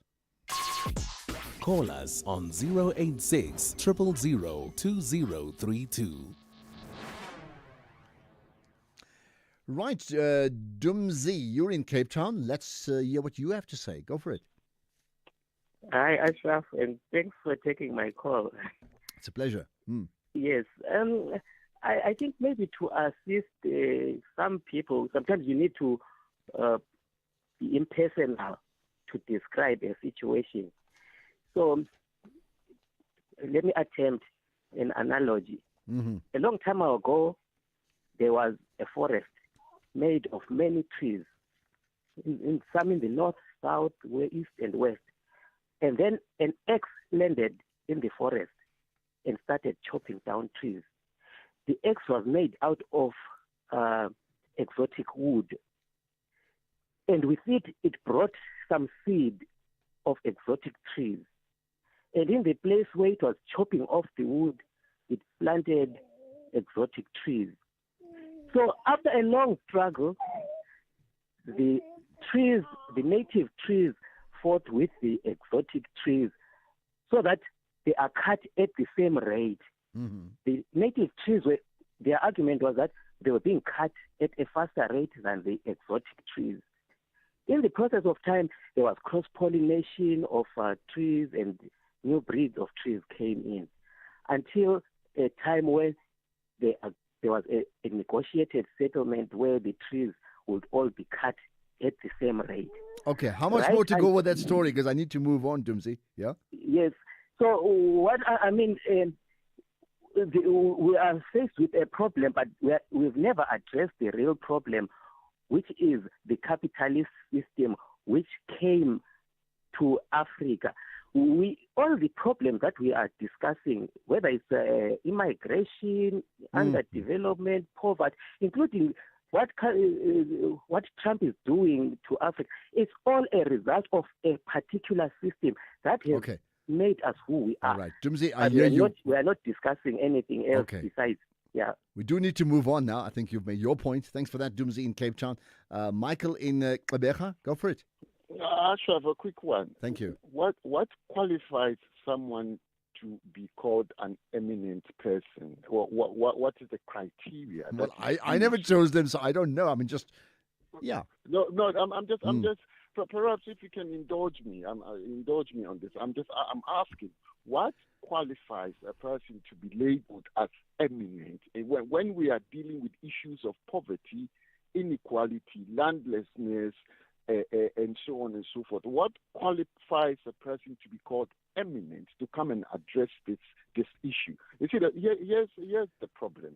The rich, the political elite, and the bourgeoisie, they cannot solve the problems of the poor by discussing issues that is not their lived experience. It is not their lived experience, and yet they are the ones that are going to discuss issues that faces the poor. It's a waste of time, money, and resources. All right. Basically. It's a waste of time. But then who discusses it? Michael, thanks for that. See, here's the conundrum. I mean, eminent persons, someone of standing, that means perhaps an expert in their field, a champion, as one may call it in the language that I would use. Yes, I mean, you want to get the voices of everybody, but certain people have certain expertise. For example, I mean, a builder, an architect, and myself are not equal when it comes to building a home. So he's the eminent person then in that space. Think about it. Afternoon, Ashraf. It's Kiso here. The South Africa that we want, the government should ask Tutula. It's clearly that we want South Africa which prioritizes South Africans. We want South Africa that's going to protect the interests of South Africans, not to protect the criminal that comes here without documentation, and ensure that our South Africans are prioritized when it comes to job, not to maximize profit by exploiting the illegal immigrants. Thank you, Schizo, and peace and respect. Okay, thanks for that, Schizo. Let me try and squeeze in one more before we get to the news headlines. Hi, Ashraf. This is Mo from KZN. Just want to comment on the national dialogue. If you want to know from South Africans, what is it that they don't want, or what type of South Africa they do not want, and the one that they do want, you could have sent emails. Thank you. Okay, well, I'll tell you what, we are seriously having a national dialogue on the national dialogue, if you get my point. 4:30, here's the news headlines. Thank you, Ashraf. On the news headlines, Higher Education Minister Buti Manamela says they will ensure that there is credibility in the appointment process of the chairpersons of the SECT Education and Training Authorities boards. Student transport operators in Mbombela and representatives of the University of Mpumalanga are locked in a meeting to discuss payments for their service. And various stakeholders have gathered in Johannesburg for the Pakistan-South Africa Trade Summit. The two-day event, which got underway today, aims to strengthen bilateral trade between the two countries. A full update follows at the top of the hour with Greg Hose. SAFM, guiding you through the rush hour traffic. Good afternoon. Starting off in Gauteng, traffic lights are working at multiple junctions in Bryanston and the surround, so expect delays. And the N1 southbound in Pretoria, a crash reported before Rigel Avenue. All lanes are open. In KZN, the M4 northbound has a crash near Blamey Jacobs Road exit, and the N2 southbound a crash after Belito exit, causing some delays. In Cape Town, the N2 Nelson Mandela Boulevard outbound has a crash reported at Hospital Bend, and the N1 outbound a stationary truck at the N3 highway. With your traffic update, I'm Irma G. This is SAFM Sports with Tumi Nkapele. Well, to me, definitely does talk sport to me. We're starting things off with rugby this hour, where Australia know that they'll be in for a fierce fight when they face South Africa at Ellis Park in the Rugby Championship opener on Saturday. But they will have power and experience to call on for the showdown in Johannesburg. World champion South Africa will be favourites in the fixture, but Australia are buoyed by a 22-12 victory over British and Irish Lions last time out, and they fired up for the challenge. They are set to have the key trio of loose forward Robert Valentini, lock Will Skelton and prop Tanyala Topo fit for the Saturday fixture, while experienced scrum half Nick White has postponed his international retirement to answer an SOS and tour. Meanwhile, in football, Kaizer Chiefs assistant coach Cedric Case has confirmed that the Durban-born attacker Ethan Chislett is available for selection in tomorrow's second Betway Premiership game against Polokwane City. Having left the country as a 2-year-old with his parents for England, the 27-year-old didn't have a South African ID nor a passport, something that he has since been sorted out. Ahead of their game against City tomorrow evening at FNB Stadium, Case has confirmed the availability of other players, including Baseka Mako and Pule Modi. Good thing we didn't have any injury from last game or any suspension, and as well we're gonna have a couple players back from various reasons. Moody is back from his suspension. Ethan is available for selection. After his paperwork has been resolved, Marco as well is available for selection after being cleared by the medical staff. And I think that we are in a very good space for tomorrow. Thank you. Well, still staying with football, elsewhere, Poland manager Jan Urban says that Robert Lewandowski wants to play for his country again. This is after the Barcelona striker quit the national team amid a row over the previous coach's decision to replace him as captain. Urban was named in July to replace Michal Probiash, who resigned in June amid the spat over his decision to take the captain's armband away from Poland's all-time top scorer and handed to Inter Milan's Piotr Zielinski. Poland sit third in their World Cup qualifying group behind Finland and the Netherlands, and Lewandowski is widely seen as vital for the hopes of reaching next year's tournament. In the meantime, Alexander Isak is determined to leave Newcastle United and join Liverpool. The Magpies rejected a 2.6 billion rand bid from Liverpool for Isak on the 1st of August, with the Reds subsequently claiming that they were prepared to walk away from a deal. Newcastle manager Eddie Howe said that following a pre-season friendly defeat by Atletico Madrid, that everything is in play when it comes to Isak's future, but has stressed that it was clear that he cannot involve the striker in his current plans. Moving on to cricket, exciting South African talent Devil Brevis has lit up Darwin's Marara Oval with a blazing century during the second T20 match against Australia today. Brevis scored an unbeaten 125 from just 56 balls, with 12 fours and 8 sixes, propelling South Africa to 218 for 7 in their 20 overs after an uncertain start that saw his team slide to 57 for 3. The 22-year-old brought up his century in just 41 balls, the second fastest in South African T20 history, and it was his first international century, having passed 51s in 2 tests and registered a top score of 41 in 8 T20 internationals.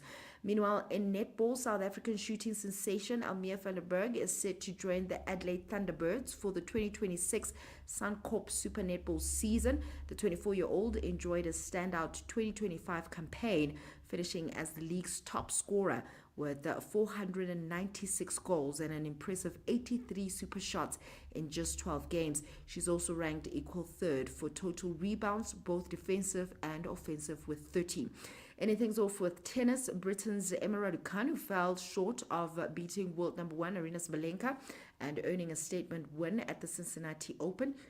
Raducanu lost 7-6, 4-6 and 7-6 as defending champion Sabalenka edged a battle lasting more than 3 hours to reach the 4th round. Having also pushed Sabalenka at Wimbledon, Raducanu's performance was further evident that she can severely test the world's best as her revival continues this season, with the British number 1's fitness issues largely behind her.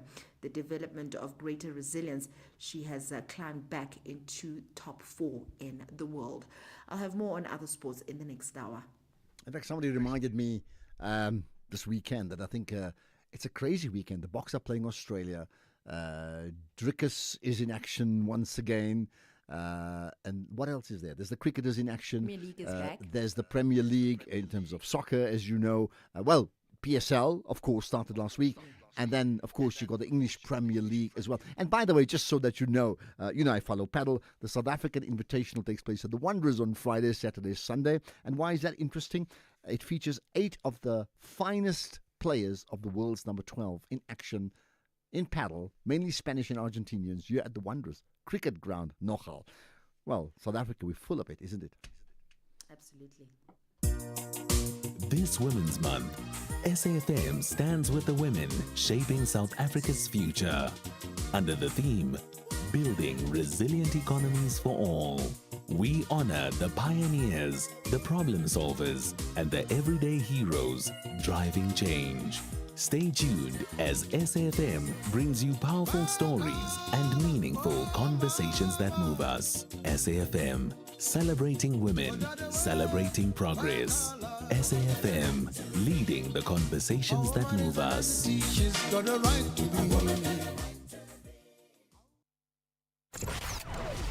Economic news on SAFM. Facts and figures you can count on. Okay, as always, Makwe Masilela with us from the Makwe Fund Managers. You've got, global news in a moment, but Merafe Resources, tell me about that. Yes, the interims thereof, Ashraf, sustained pressure from the prolonged economic downturn in the global ferrochrome market has led to a significant profit decline, and challenges such as high energy costs and increased competition from China that unfortunately impacted our ferrochrome industry in a negative way.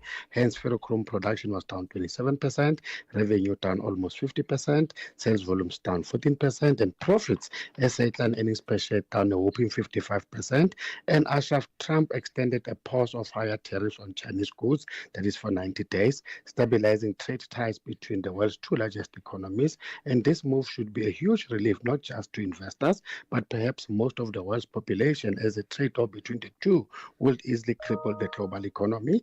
And locally, our government is trying to open up new markets in Asia and elsewhere for our farm produce. That's after that 30% tariffs on us. And by the way, a weaker rand, the dollar exchange rate, gives them an advantage. And our June mining production was up 2.4%, the second month in a row of increases, also better than the 1.4% increase expected by market participants. But our Q2 unemployment rate increased by 0.3% to 33.2%.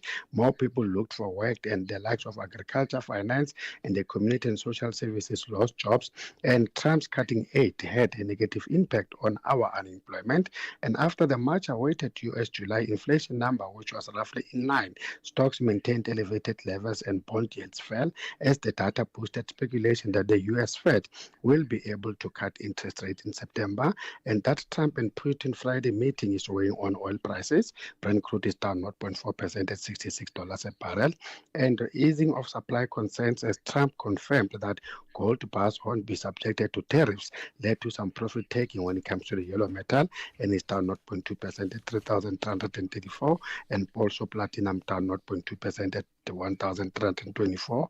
Global stocks continue to trade mixed, but the JSE is up 0.5%, and we did touch record highs, and the rand fell 0.4% against the dollar, 17.66, 23.82 against the pound, and 20.57 against the euro. Thanks for that, Makwe. We'll connect again tomorrow. Makwe Masilela. And don't forget, we've got an hour of the markets with the Jimmy Muyaha from 6 to 7 on the SAFM market update coming up. Yeah, well, 6 to 7. You got that. X at SAFM Radio and at Ashraf Garda. So never mind that many people listening in are like, no, man, we don't want this national dialogue. We don't want this. We don't even want the GNU to. But it's happening. It's going to happen this weekend. How it plays out, we shall see. But one of the questions to be asked, and they've already confirmed that, they will ask that question, what is the South Africa we want to live in? And what is the South Africa that we don't want to live in? So let me put that to you. What is the South Africa that you want to live in? The type of South Africa. And what is the type of South Africa you don't want to live in? Just list them. 5 things. Yes and no. You can WhatsApp us, text messages. You can call in too, voice notes or via the WhatsApp, of course. But to call in live, to all of that, most welcome. Let's lots of developments taking place that we need to pick up on around the 2 significant ministers. We'll do that after this. You're listening to the National Pulse. So we've got the Minister of Trade and Industry and the Minister of Agriculture, and they're somehow getting together as dealing with the significant issues of the tariffs, right? So earlier today, the Department of Trade, Industry and Competition and the Department of Agriculture, well, they jointly had this briefing, call it the GNU, okay, if you get my point, on the outcomes of the cabinet decisions regarding South Africa's response to the tariffs, unilateral tariffs imposed by the United States. Okay, so we picked out some moments we think are really important for you to hear. Firstly, the Minister Park Stow from Trade and Industry says government, well, maybe stating something we've spoken about all week, government is doing everything possible to keep the U.S. markets open to South Africa's exports. Education is a strategic imperative to ensure better resilience of our economy to economic shocks. This is not a plan B. It is a plan A for long-term resilience and competitiveness. We are committed to strengthening our relationship, particularly under the Africa Continental Free Trade Area, to build regional resilience. We'll continue to work with the FCFTA and other countries as we ensure that we consolidate partnerships, including our European partners, towards enhancing our trade and investment relations in a manner that unlocks sustainable growth and development and entrenches South Africa in new supply chains. We're looking at Asia, including Japan, Vietnam, and Thailand, the Middle East, and India. We're pursuing these markets because we see growing demand, existing negotiations, and a positive reception to South African products. This is not just about trade numbers. It is directly linked to job protection. Diversification is about protecting rural livelihoods and sustainable agricultural growth for our people. To achieve this, government is deploying dedicated infrastructure for market expansion, including trade and agricultural attaches, increased export certification capacity, and a concerted effort to align our biosecurity standards with the requirements of these new markets. A high-level negotiating team, including both the DTIC and the Department of Agriculture, has been identified and is ready to engage the US towards a mutually beneficial agreement. Our goal is to demonstrate that South African exports do not pose a threat to US industries and that our trade relationship is in fact complementary. While the US is our third largest trading partner after the EU and China, South Africa is the 43rd export destination for the US and accounts for 0.25% of total US imports and is therefore not a threat to US production. Excuse me. Furthermore, the US market accounts for about 4% of our total agricultural exports, or 9.8 billion rand of our total agricultural exports, an increase of 104% from 2018. Government is going to do everything possible to keep the American market open for our goods. We will at the same time accelerate our efforts to diversify markets and build on the efforts we have put in place to ensure predictability in trade and leverage all our existing partnerships to secure markets of our products. Tell you what, considering where they come from, and I'm talking about Parks Tau and John Steenhuisen, there's so much irony in this. Tau doing his very best to maintain relations with the USA, and John Steenhuisen from the DA, but of course the Minister of Agriculture, identifying China as a major target to export South African products. A 1.6 billion population, that's a lot of mouths to feed, and a lot of demand for agricultural products. I can today share that after the last visit that I attended with the Deputy President in China, and our visit to, as the Agriculture Minister to the GACC, we were given the protocol for stone fruit. Significant in a number of ways. It's the first time that China has negotiated more than one product with us at a time. It's usually they focus on one fruit type. We got 5 in this particular deal: stone fruit, apricots, peaches, nectarines, plums, and prunes. These are obviously, we hope to conclude now this protocol on the sidelines of the G20, the Agriculture G20 next month, and that will then open the way for stone fruit from South Africa into China. The next mission thereafter is cherries and mangoes, and we are already advanced in terms of the negotiations there, and I think that would open huge opportunities for us to be able to get those particular products there.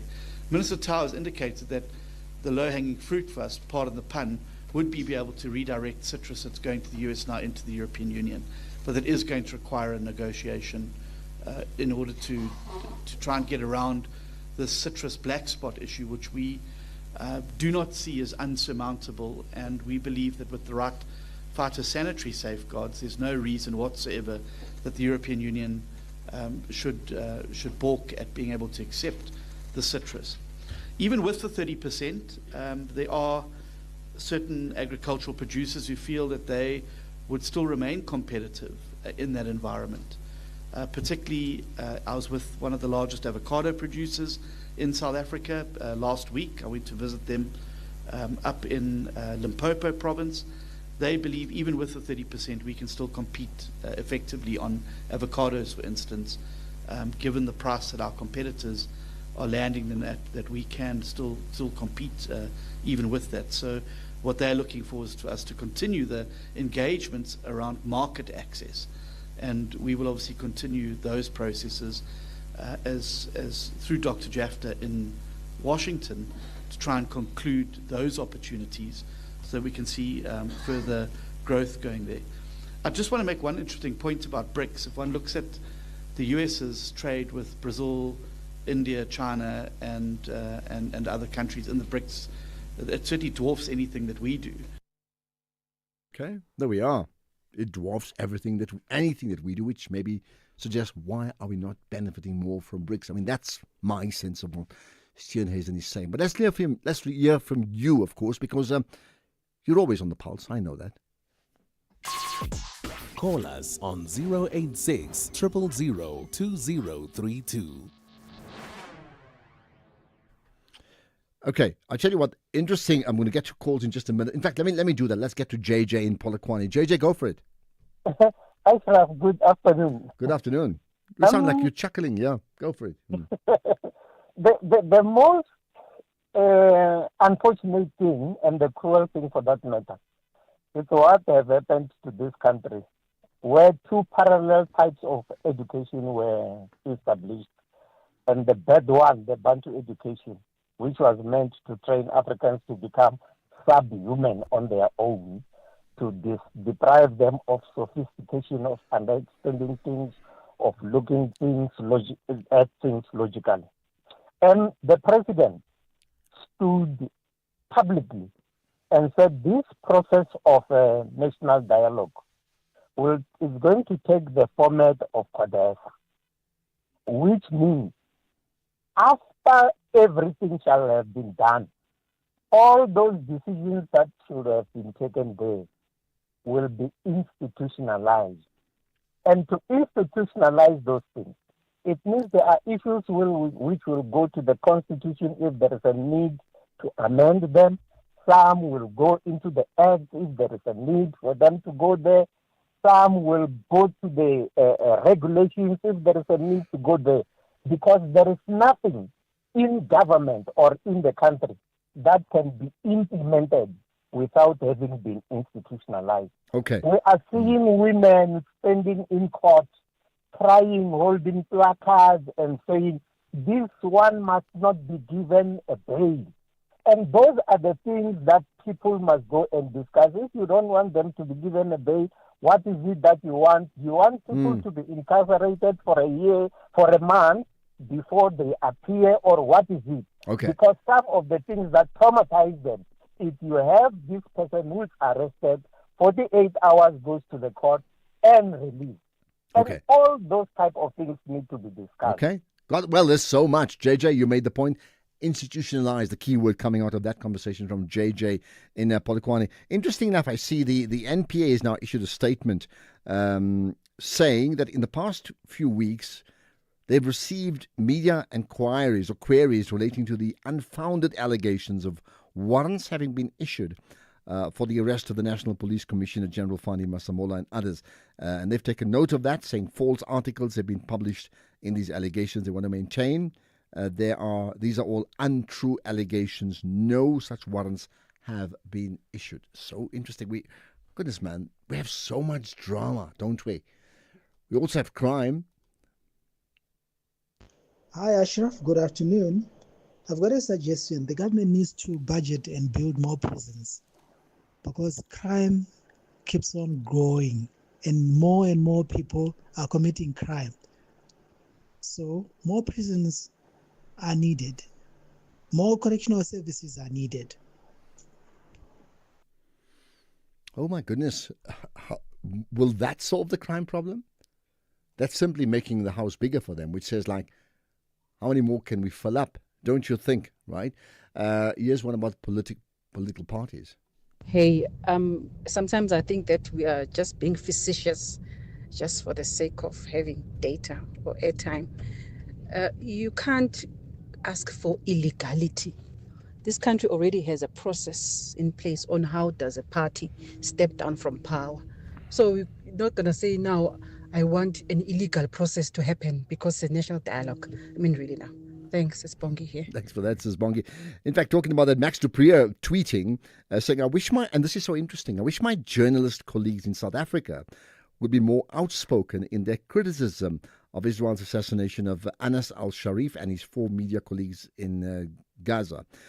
Israel bars all journalists from the Strip and is now killing off the last journos who can report on the genocide, and end quote from his tweet. Okay, interesting. I mean, are we doing enough talking about that from a journalistic point and from a complete issue of what's happening there in terms of what many people talk about as a genocide, and some, of course, contest it on the one hand.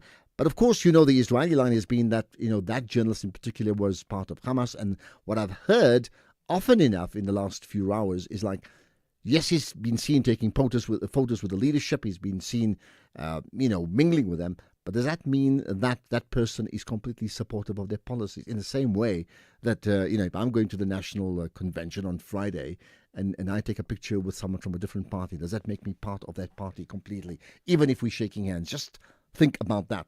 There's more to come. Here's one, obviously, we are having a national dialogue on the national dialogue. Hi, Ashraf. Errol here from Durban. Hope you're well, my friend. Yeah, look, what we don't want are the two big C's, crime and corruption. What we do want is health and wealth for our citizens and a low unemployment rate and inflation to be under control. That's Errol from Durban. Well, we want that, believe me, Adela, we want a lot more, and I think we are right to demand it. I don't think we should compromise wanting what's best for our people. Yeah, Ashraf, good afternoon. Yesterday, I think somebody summed it up nicely. I don't remember if it was yourself, but the national dialogue, if you think about it, is actually a red flag.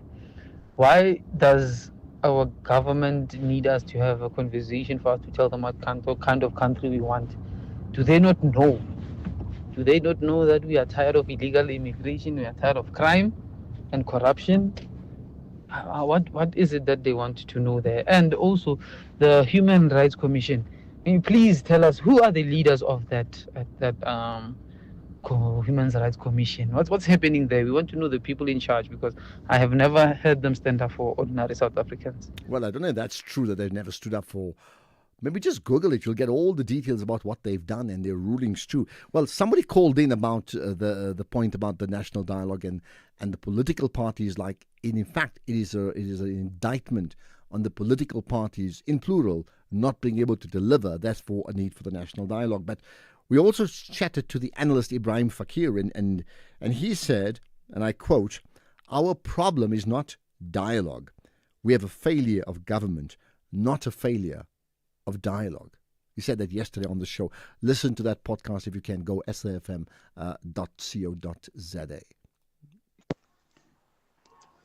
Good afternoon, Mr. A. Hey, Mr. Ayo Pramoro from Bloemfontein, although probably from Ghana, is giving us advice. How can now foreigners are giving us advice? They are giving 50 million South Africans an advice how to run our health services. No, man, this foreigner mustn't do that. 50 million, do they think they are clever than us? Why is this here all the way from Ghana if he's so clever? No, man, they mustn't give us advice. Thank you, Pastor Cape Town. No, but that's not true. I mean, do you think if he's clever, he must be in Ghana all the time? I mean, some of the cleverest people travel around the world. In fact, I'm just thinking about him now. Chilidzi Marawala, who was the former vice-chancellor of the University of Joburg, is now the vice-chancellor of the United Nations University in Japan. Is he too clever to be in Japan? And the other part is, if a person's in the country legally, foreign national, born and then living in South Africa, does that mean they can't have a voice? No, man. We can't get to that, can we? Good afternoon, Ashraf. Ashraf, as a South African, I need a South Africa that has a government that listens to its people, a South Africa that has government officials who are not corrupt, a South Africa that has a government who knows how to tackle issues like land issue, a South Africa that deals with illegal foreigners who are here. Thanks, Ashraf. Thank you. Thanks for that wish list. And I noted the emphasis on the word illegal, not foreign nationals, illegal. Well, where does China fit into all this? Hey, did you hear that, Ashraf? How the DA and John are now embracing China as the markets and what, when they were saying West, West, West, West. Well, of course I heard it. That's why I made the point. I said it's so interesting.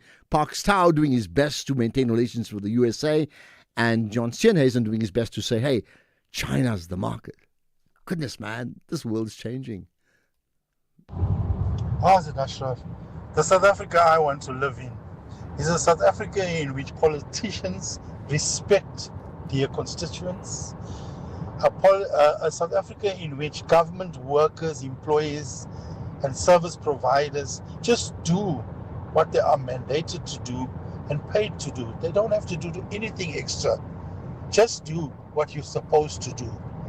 That's the South Africa I want to live in. This is Rafik from the Eastern Cape. Okay, there we are. Listen, I think many people would concur with you, and there's more than that. Now, by the way, talking about foreign nationals, certainly we know the position that's been taken up by, significant groups in the country. And one of them, of course, is Operation Dudula. We'll chat to Zandile Dabula because they had a meeting yesterday, apparently with the Minister of Health. So we'll talk to her right after the news at 5. Right now, it's 5 o'clock. Here's Greg House.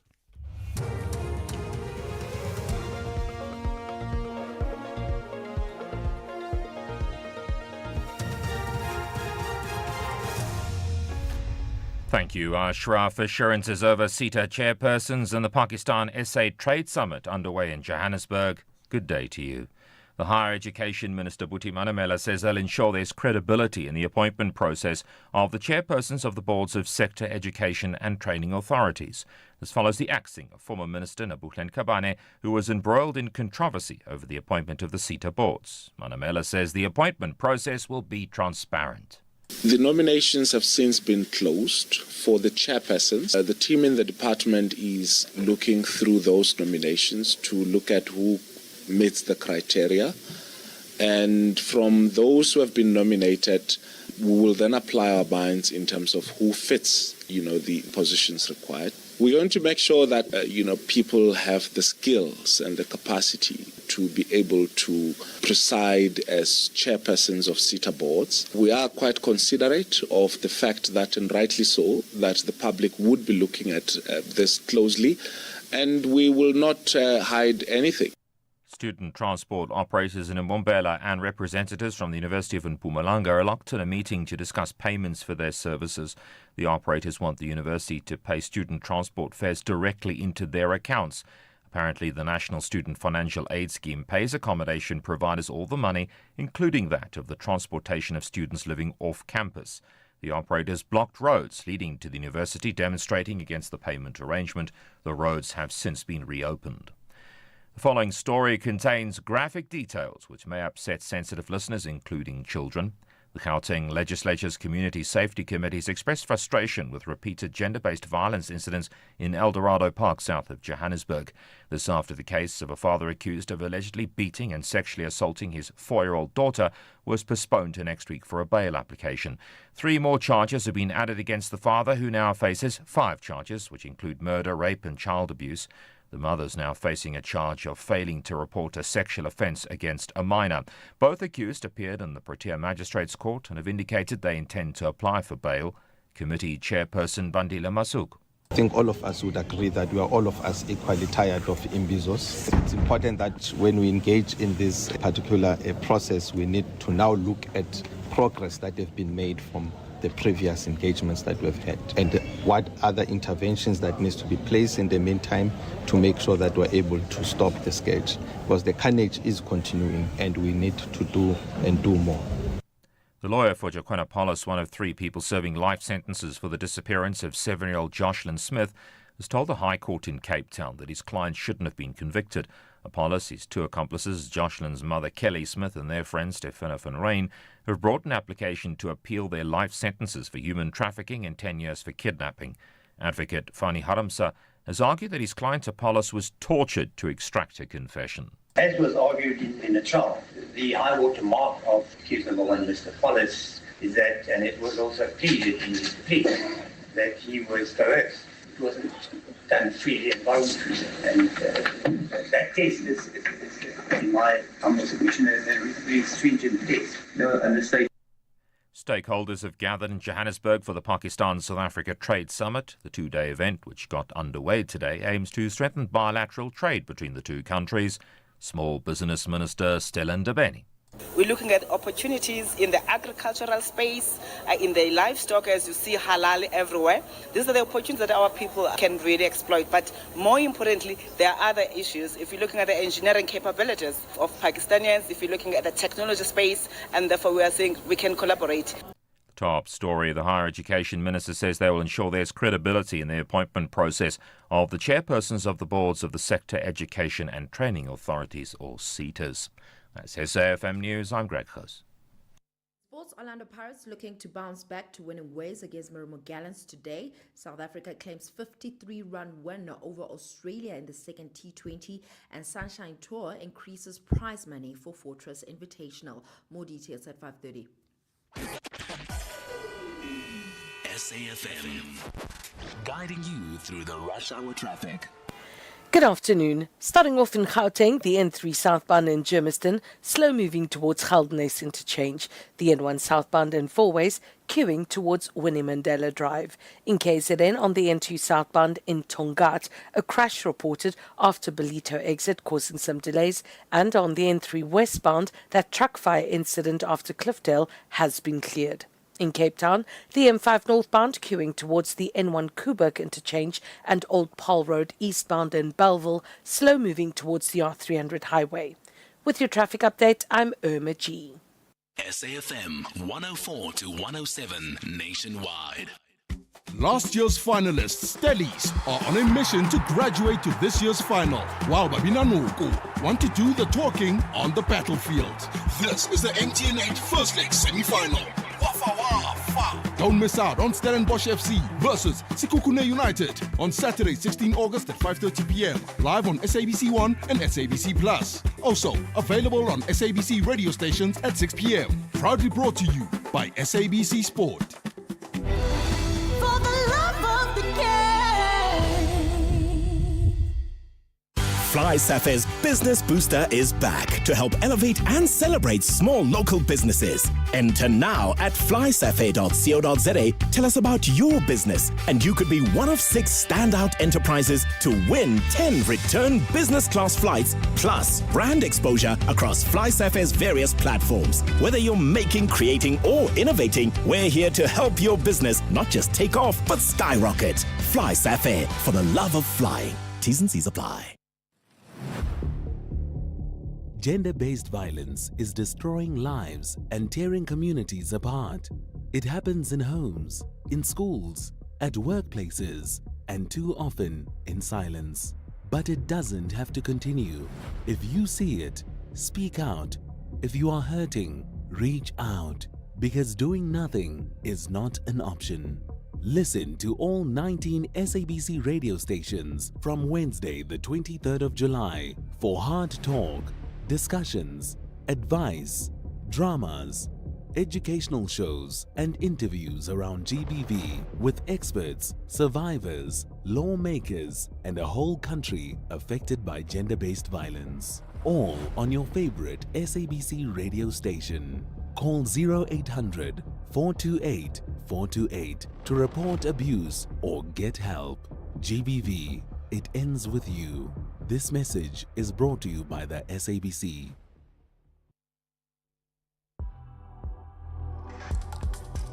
The National Pulse with Ashraf Garda on SAFM.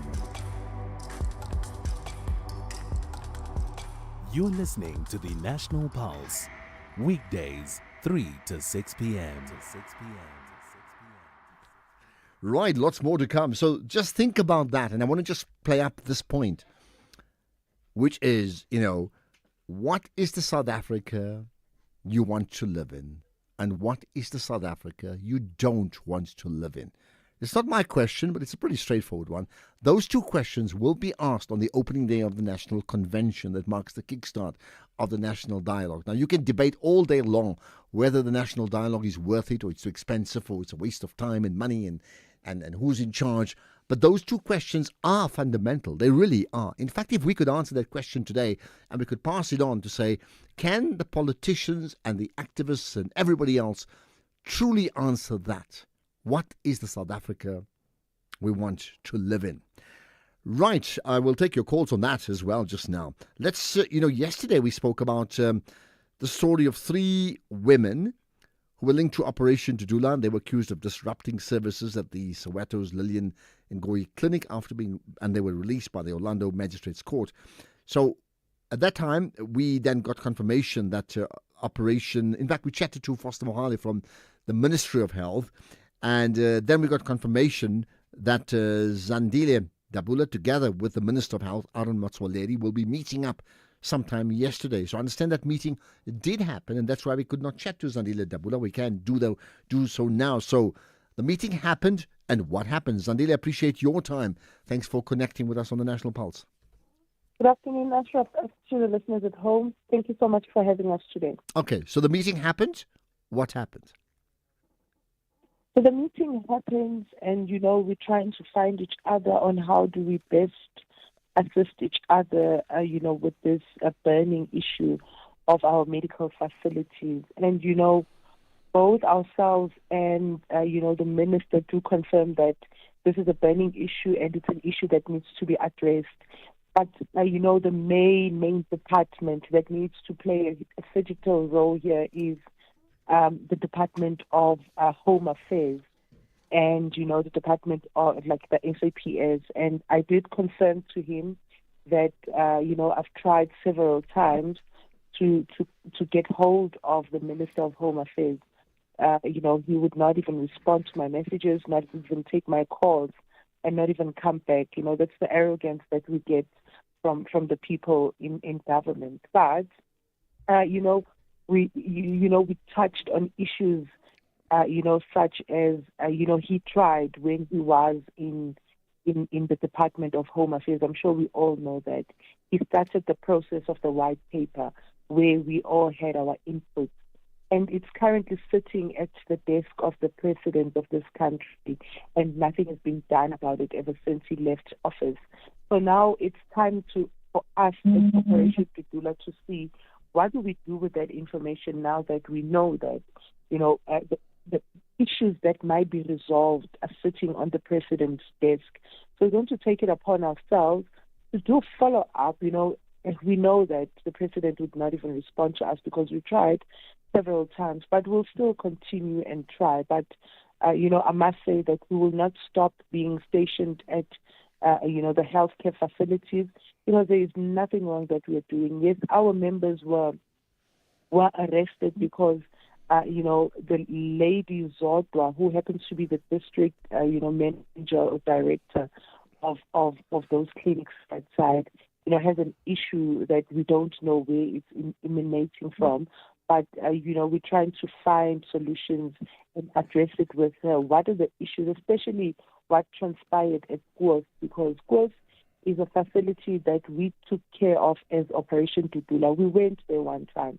We cleaned the facility. We painted the facility. We thought we had that relationship, but we don't know where it went wrong. So we're trying to find solutions because we don't want to be stationed at these facilities. We just want South Africans to be prioritized, and we want the law enforcers together with these departments to do what they're supposed to be doing. So, of course, your organization has different views about many things, but we won't discuss other issues, specifically regarding health and foreign nationals being treated there. What is your official position on that? Our official position is that we do not want foreigners to be accessing our public healthcare facilities. If they need medical attention, they're more than welcome to go to private facilities and pay for them. Now, if we are in if we have a public facility that has a method of payment and tracking who this person is, which means that the person has come to the country legally, then we will not have a problem as long as they're going to pay for the services they receive. We don't have a problem. Okay. But if we are illegal, we don't want you near our clinics. If you are legal, you must go where you'll be able to make payments. All right. So look, this is an important distinction. When you say we don't want foreigners, foreign nationals or foreigners to be using our healthcare facilities, does that make any distinction between foreign nationals who are here legitimately, legally, documented, and foreign nationals who are not documented? Are you saying both? Okay, so I'm saying both in our public, which do not have any method of payment unless it is an emergency. Remember, life comes first. We can't deny somebody who really needs medical attention urgently.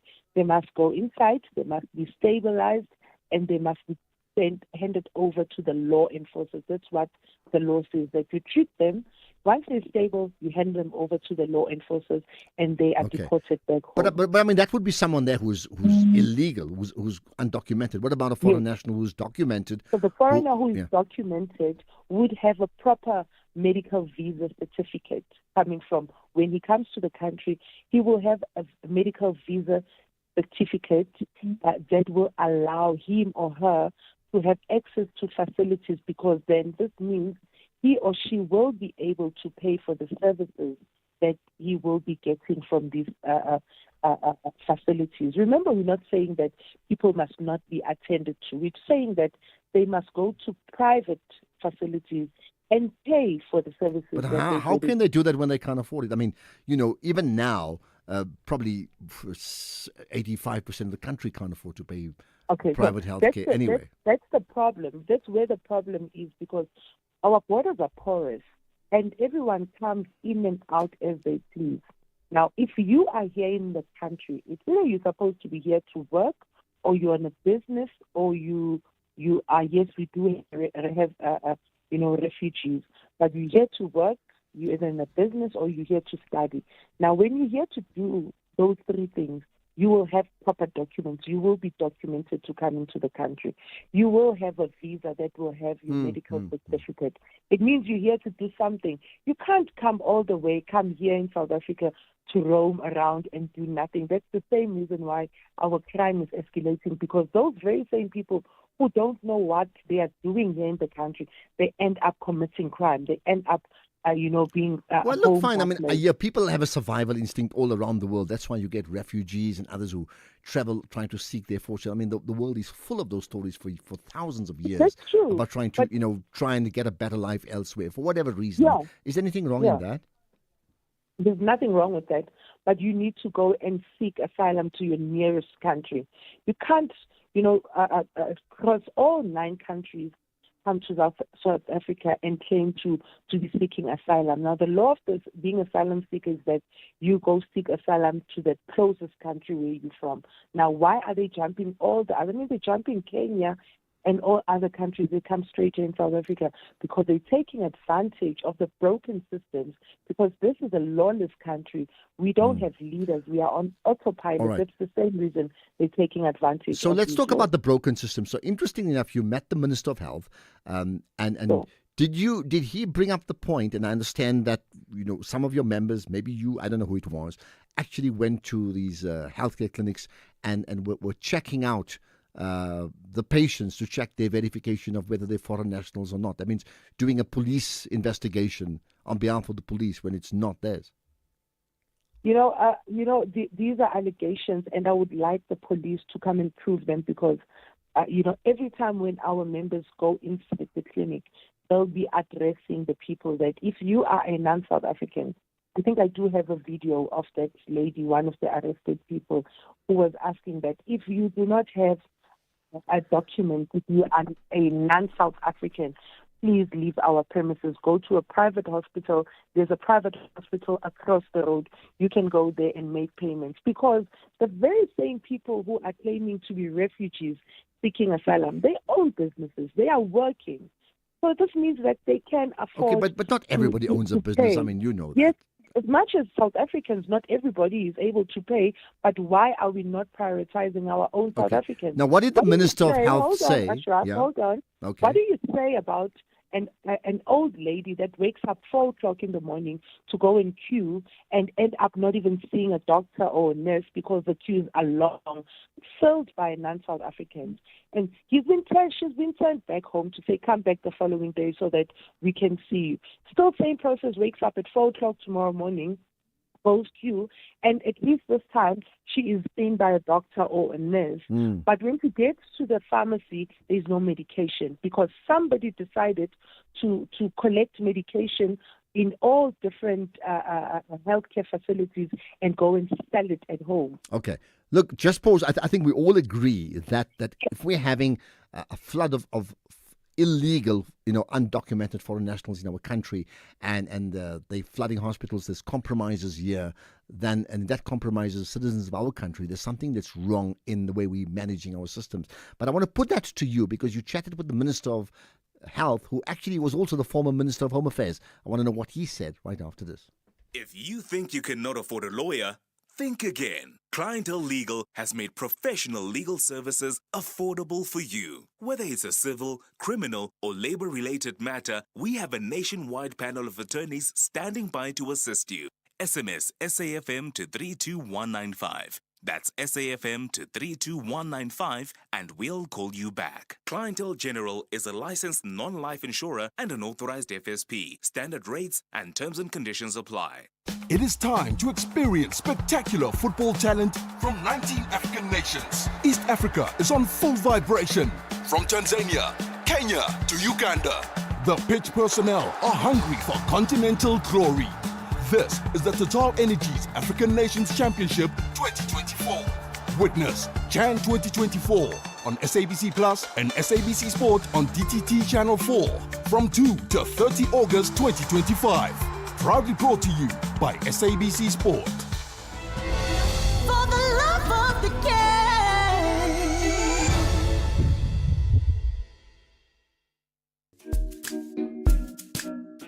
SAFM celebrates its 89th birthday this month by giving listeners an exclusive opportunity to attend the prestigious Joy of Jazz taking place at the Sandton Convention Centre from the 26th to the 28th of September 2025.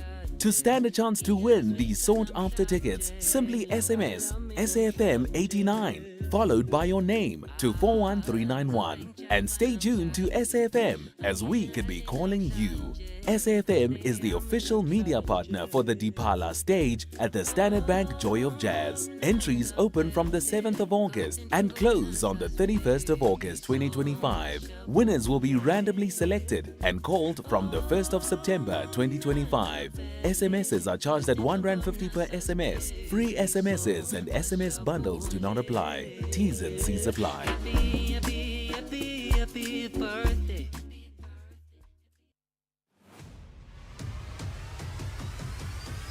Ashraf Garda is streaming live now on Facebook, YouTube, and X at SAFM Radio. We're going to talk about gender gaps persisting in South Africa's labour market in a moment.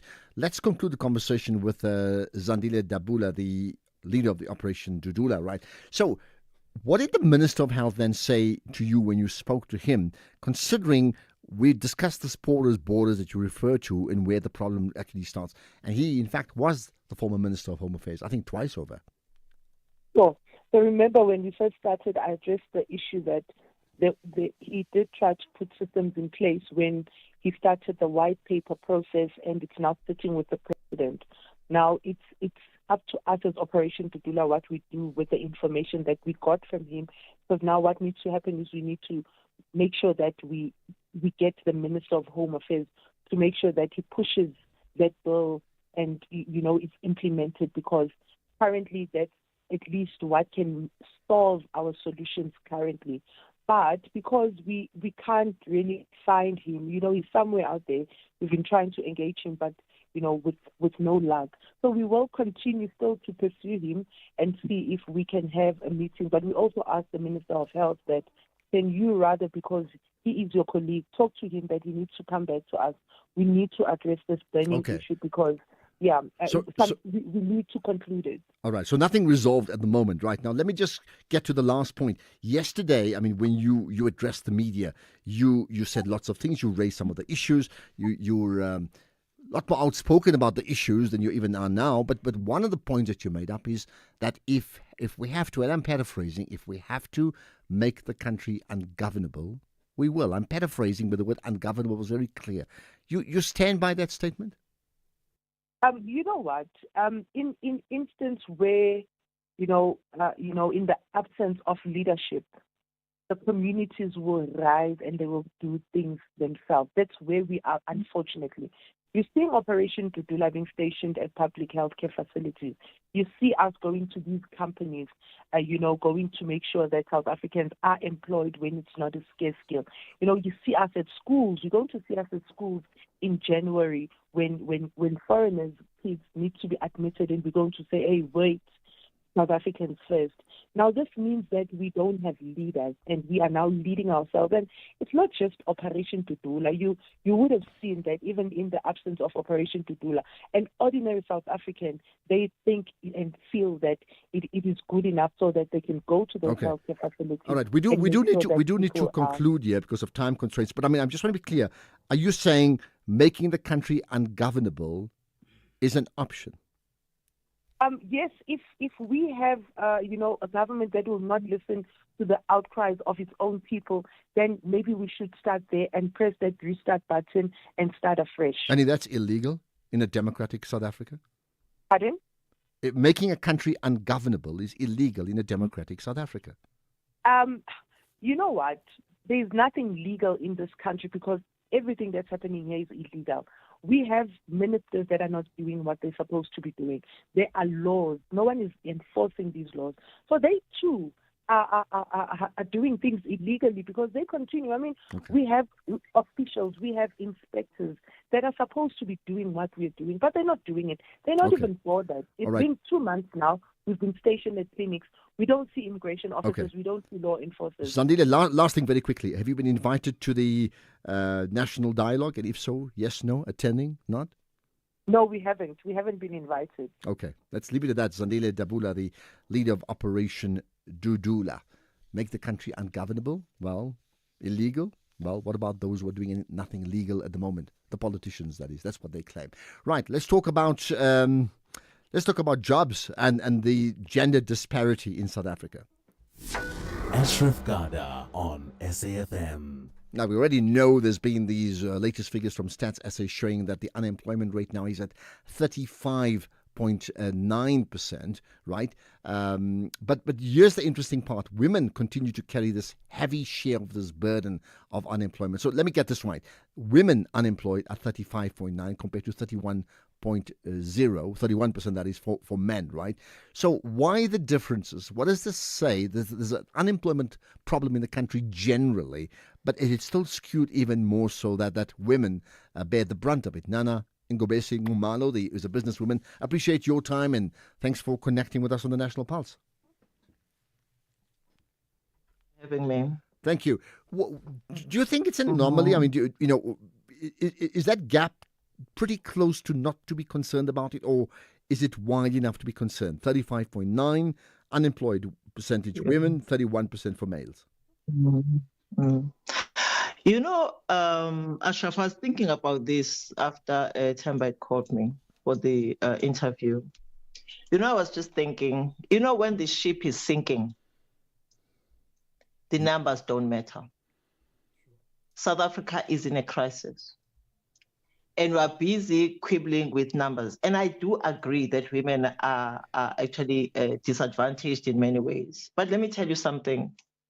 When the country is not working, it doesn't matter whether you are a man or a woman, things are just not working. South Africa is in a crisis mode. Until and when all of us start talking about the crisis that we are in, we are all going to quibble with numbers. Let me go back to the numbers then. The numbers do indicate, obviously, that women are most disadvantaged. But why does it matter? And how does it matter when all of us go back home as men and women, particularly in our African communities where there is nothing, and I mean nothing, that is actually going on. And we keep going on about the numbers between ourselves and men and all of those things. Something needs to be done at a very high level in this country because we are very good at debating, right? And I'm not going to actually talk about, people wanting to dialogue, but 30 years is finished. Let's be honest. The numbers are getting worse every time. And every time we are on your show, Ashraf, we are on your shows with Abo Kethi and Abo Chula Sizwe in the morning, we're talking about the same thing. True. So tell me whether it's 37% or 31%, add those numbers. It actually gives you a frightening number. And it's ridiculous. So I think there's something that needs to stop somewhere that actually says the fact that the numbers are growing and we keep talking about them, how do we make sure that we all collectively start talking about how we pull this country out of the quagmire that it's in? Numbers are easy, but life is more difficult. Well, true. So here's the thing in the short time we have remaining. I mean, so you've identified, what the problem is. What then would be for you the cause of the high numbers, and then maybe more dramatically, what dramatic intervention can we effect very, very quickly so we can begin to turn those numbers around? I have no idea in terms of how we turn things around, because for the past 30 years, we have people who have been sitting in positions who have done nothing about it. Let me put it like that. But in terms of the reality, it's that until and when, and I don't want to talk about Dudula, but Dudula happens because people are like, I can only do so much around me, and it may be illegal, but then what is in its place for people not to take up illegal matters into their hands? The question is, we are on autopilot, and that is the truth. So even if you were to ask me what needs to be done, right? The people who have all the authority and all the power to actually change things around, for men and women who are in this problem that we're talking about, if they are doing nothing about it, if there's corruption, if there's everything else, Ashraf, what do we do? What do we do? It's a crisis. So until and when even this dialogue takes place in the next few days, deals with the crisis that we have at hand, forget statistics for now. This country is going to burn. And it's unfortunate that some of us who never thought we'd actually say these things are saying it. And it is unfair to the generations that are watching new leadership, wondering what needs to happen next. People are actually losing hope. Well, if mom and dad are not employed, what do you think the children are doing, even if they're getting NSFAS? What do you think they're thinking? Well, let's leave it at that, because I think Homeless. your message, your dialogue or your monologue needs to be put on the agenda of that national dialogue, because it's not just you, of course. 10,000 people are saying the same thing as you, and the fact is something has to give. Nana, I appreciate your time. Nana Ngobesi Ngumalo, businesswoman, effectively, I can't say it any other way, saying it as it is. Here's the news headlines with Greg Gross. Quick look at the headlines. Action SA's condemned the arson attack on the Home Affairs building in Germiston, east of Johannesburg, calling it an unacceptable and unlawful act that targets public infrastructure.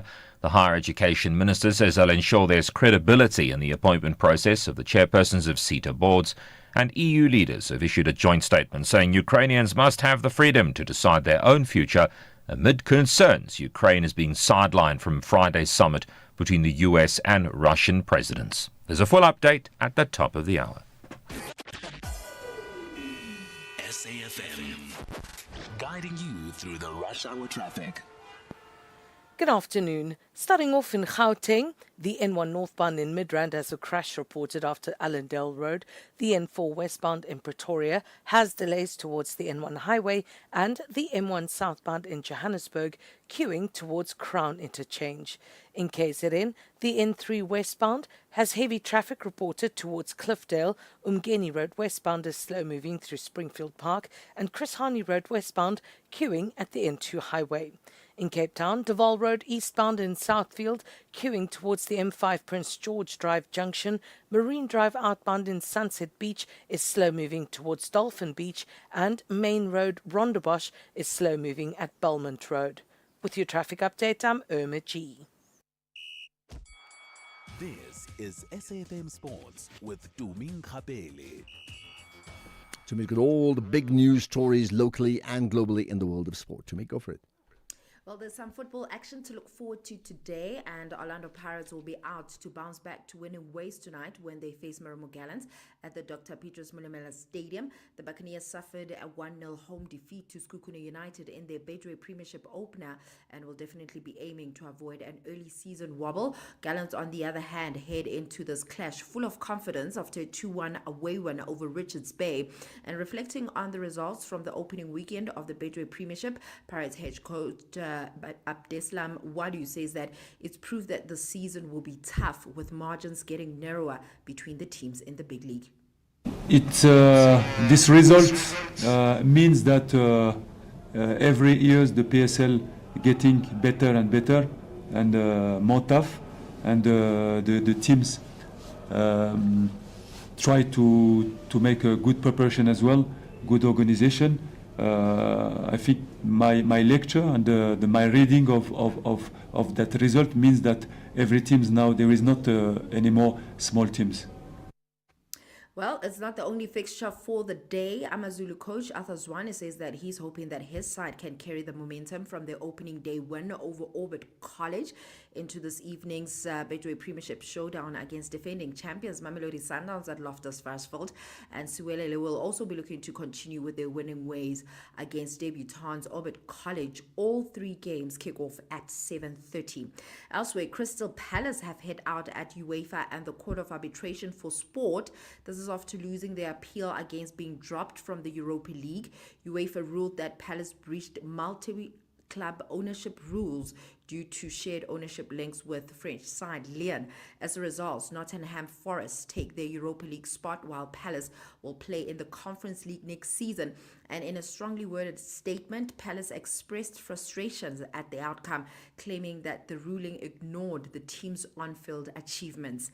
In cricket, South Africa levelled their three-match T20 series with Australia at 1-1 following a 53-run win at Marara Cricket Ground. Proteas batter Devil Brevis was the star of the day, smashing an unbeaten century at 125 in just 41 balls, becoming the second fastest South African to score a T20 century, as South Africa posted 218 for 7 in their 20 overs. Then they dismissed the host for 165, with Coben Bosch taking figures of 3 for 20. Brevis T20 century is now the highest individual score by a South African batter in the format.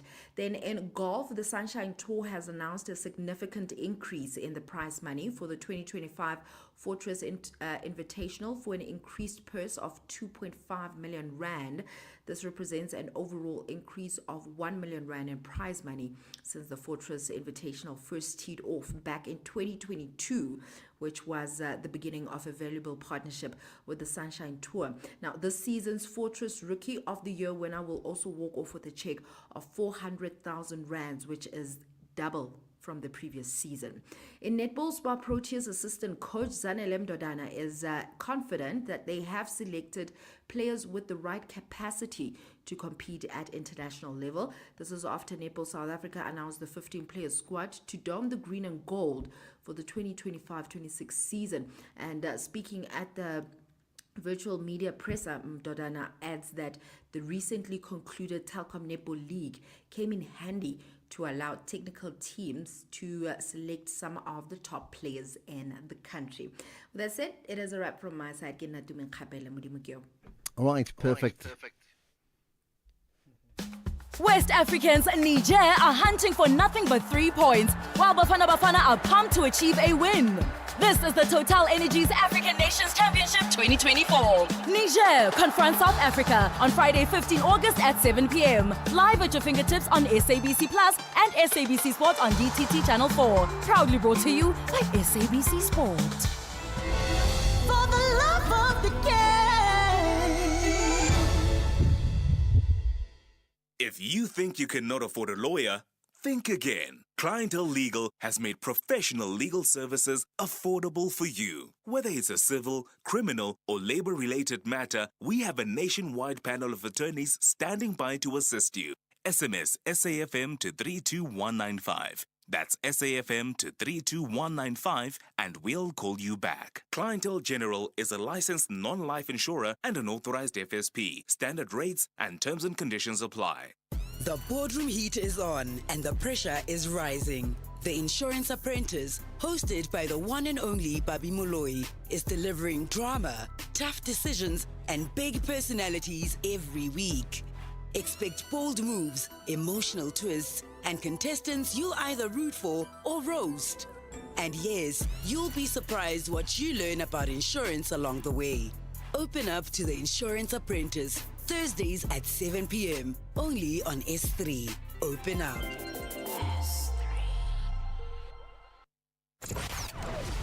Economic news on SAFM. Facts and figures you can count on. Right, let's get to the markets with Jimmy Moyaho, who hosts the SAFM Market Update. Jimmy, we've been talking lots of angry for a while, so from angry, let's get to agri. Good afternoon, Ashraf. Good afternoon to the listeners. Yes, we are going to get into quite a special agri feature. We do our agri features every other Tuesday, alternating them out with our property features. But on this week's agri, we are chatting to a winery that has been awarded the world's best Cabernet Sauvignon.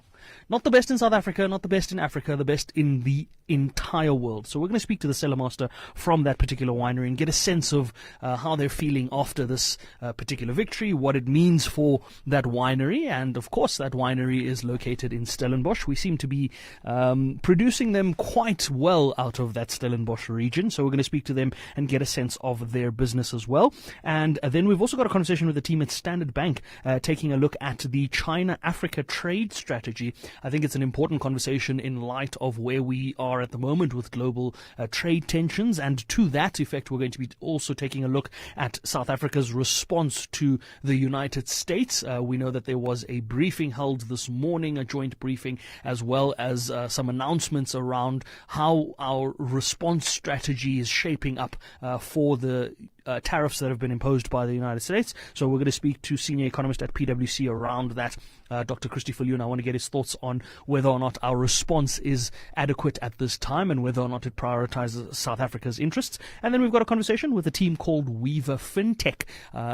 Many people might not know that name, and that's because it's a new rebrand. You might be more familiar with their previous name, Home Choice Limited. They gave us an update on their 6 months performance for the 6 months ended June. So we're going to speak to them as well around their performance updates up to this point and see what we make of it. Before we get to those conversations, the markets have had, I want to say, a better day. It is all relative, of course, but I can confidently report that better day is not relative in this case. They really did. They had a really good day. Equity markets across the board were in the green. All Asian markets were in the green, with the biggest gainer being the Nikkei in Tokyo, up more than 2%. In European markets, the CAC 40 in France was up almost 0.75%. The Nasdaq is up about a full percent at the moment. The S&P up about 0.8%. The Dow Jones up a full percent. Local markets, financials were up almost a full percent. Industrials up 0.5%. And resources up 0.2%. The all share up almost 0.75%, and the top 40 up 0.7% as well there. So equity markets really having a good day today. If we look at commodity pricing, gold price $3,354 a fine ounce. Brent crude $66.35 a barrel, still holding well below that $70 a barrel level, which is pleasing to see. Platinum pricing $1,347, palladium $1,140 odd a fine ounce. The rand stronger against the US dollar. I did say that I want to see us go back towards that 1750 level, and we're currently at 17 rand 56. If we break below this, I am hopeful that we'll get down to 17 rand against the US dollar, but we'll have to see how that shapes up. If we look at the rand against the other major currencies, 1 euro will cost you 20 rand 54 cents, 1 British pound 23 rand 75, 1 Australian dollar is less than 11 rand 50 at 11 rand 48, and 1 Bitcoin 119,800 odd dollars per Bitcoin, or in rand terms, still over 2 million rand, 2.102 million there. So the stronger rand making that Bitcoin price probably about 30,000 rand cheaper than what it was this time yesterday. But we'll dig into these and other market movements a little later on. I've got Chantal Marks of FNB Wealth and Investments joining me on markets when we come back. But of course, that conversation comes right after the 6 p.m. news. For now, Ashraf, back to you. Oh, perfect. Lots to consider.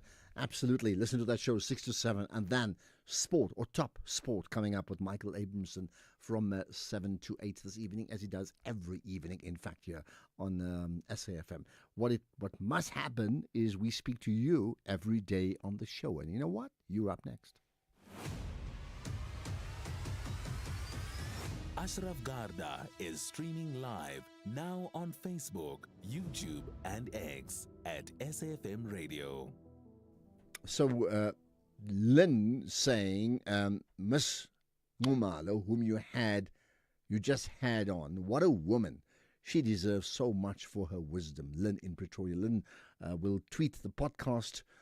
You can listen to it again, but also you'll find it on the safm.co.za website. So check it out as well, right? Okay, I want to pick out some of, and there's lots of comment about Dudula, naturally. Hi, Ashraf. So I'm a permanent resident here in South Africa, and I pay my taxes as well. So according to what Operation Dudula is saying, I cannot go to a public hospital I am supposed to pay, even though I am contributing to the fiscus through my income taxes. I just think that is completely unfair. I understand the problem that they have. I get it and I appreciate it. But you cannot say that if I'm in the country legally, I'm a permanent resident, I cannot go to a public hospital, yet I'm expected to pay my income taxes. I don't know how that works. Great show as always. Thank you. Well, much appreciated. I think you've just hit the nail on the head on that one there.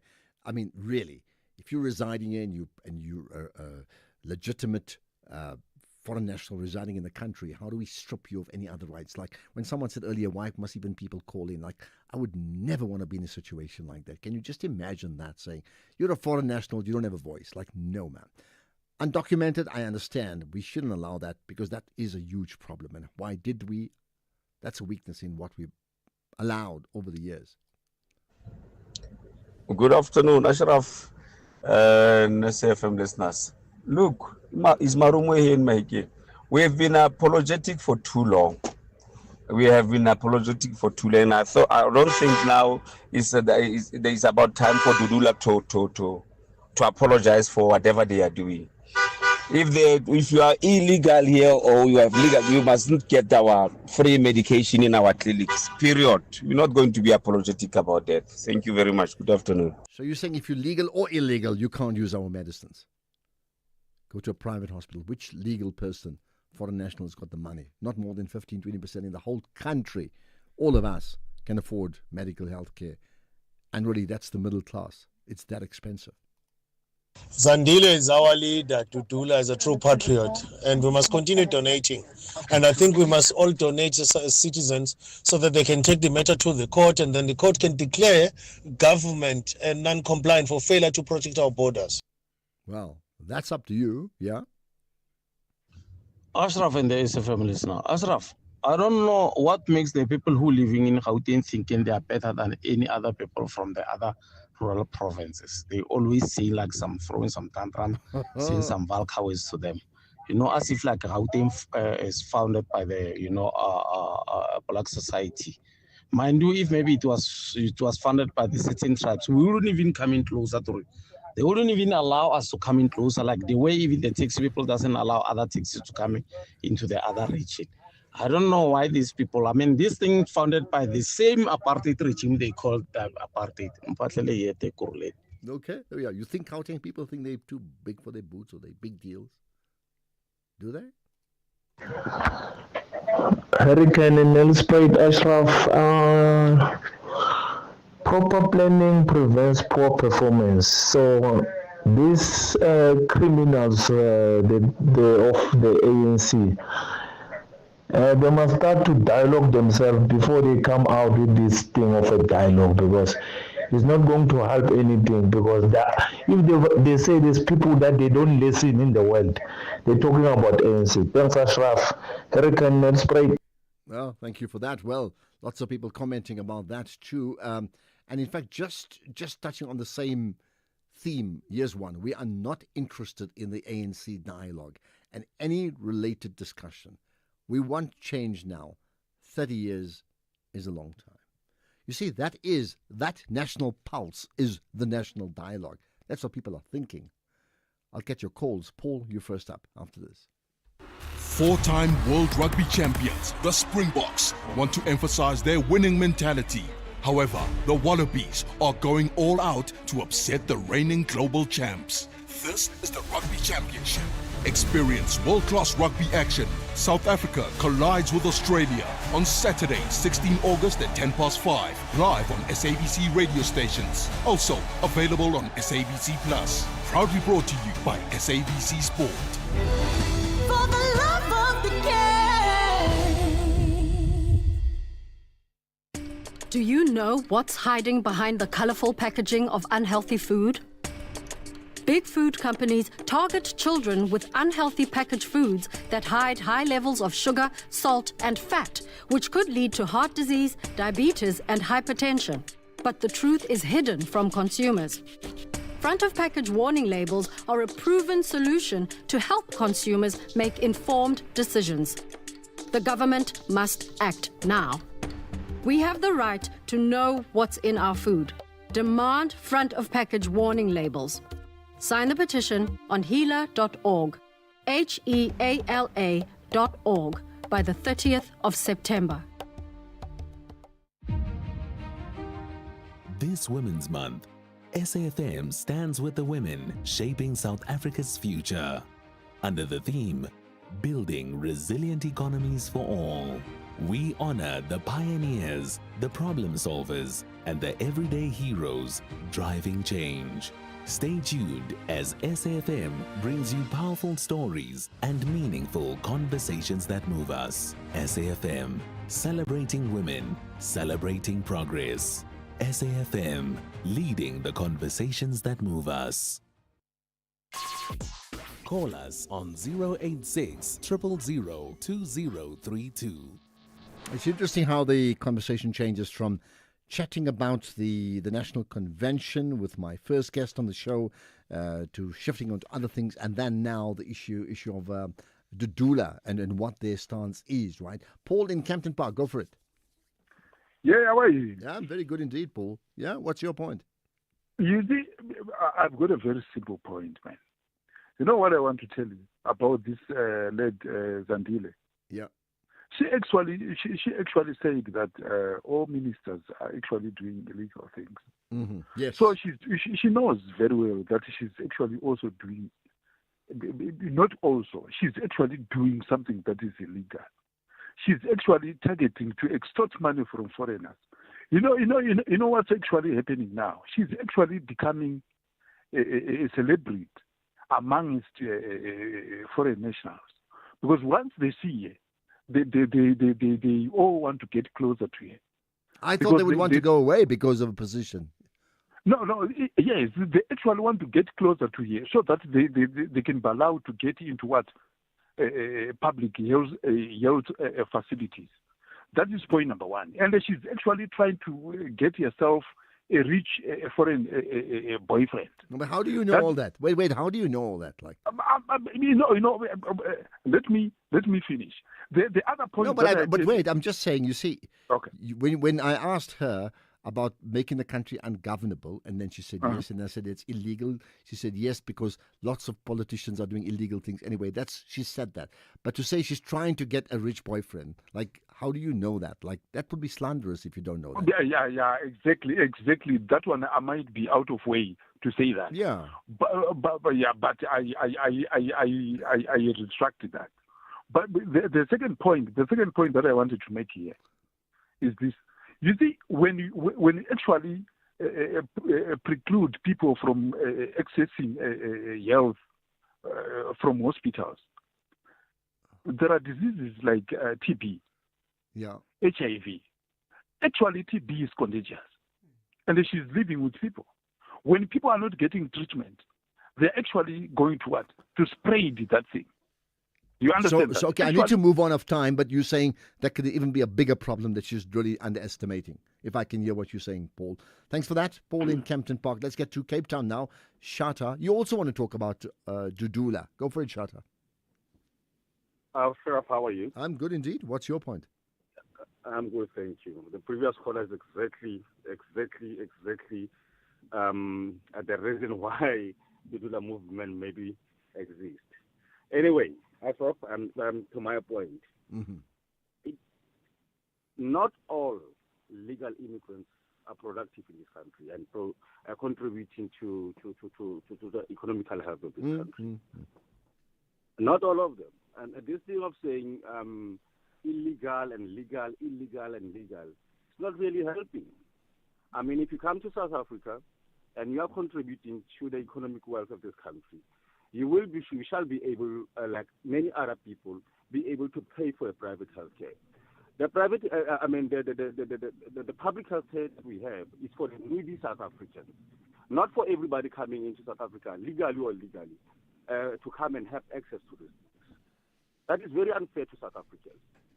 We find ourselves in a situation where South Africans are not even able to get this aid because there are a whole lot of illegal people that are there. and even legal immigrants that are not contributing to the financial wealth of Okay, but I mean, we know that. I think that's when the problem is. I think you can't not have migration. I mean, the whole world said migration. Even South Africans, Thabo Mbeki, I mean, he's not the only one. There's many others that have to go to Zambia and other parts of the world. It's how we've managed the sheer numbers versus the resources we've got, and that really is where the problem has existed. And I can understand it is a problem. So, Shata, yeah. That's indisputable. But you know what? If I had a choice of an option of not paying my pay as you earn, I will take that money and donate it to the rural movement. You would? I would. Okay. Thank you very much. Thanks for that, Shata. Shata's made his point. Mike Newland's now going to make his point. Mike, hi. Hi, Ashraf. Thanks very much for a very entertaining show. I just thought I'd pick up on the fact that I see the SANDF has come up on the news on your show that has been taken or challenged by COSATU because they haven't paid these guys that fought so bravely up in the DRC, and I think we lost about 34 men up there. And I just thought it outrageous, but unsurprisingly, that our guys haven't been paid and they're being kept on a hook. But I noticed that on the news flash this morning it was that, listen to this, Ashraf, the SANDF, 25 generals, including General Mapanya, was on the flight. They paid 34 million rand for one flight to Cuba and back.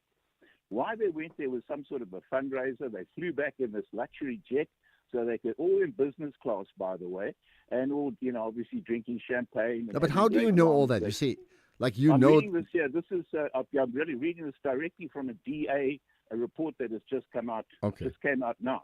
Well, it came out. All right, so they yesterday. all went business class. How many people? And they all flew business But class. how many people? There's a total of 25 generals. And then coming back, they brought back 212 students. These guys were apparently trained in Cuba, I think probably doing medicine. Okay. Doesn't say. Mike, so what's And your then point my- ultimately? I mean, my what's the point- bottom I'm line trying to it? Here? I'm trying to get to it, Ashraf. My point is that we can't pay our own guys, but we can spend 34 million rand on a return flight all the way to Cuba and back, and to rub salt into the wound.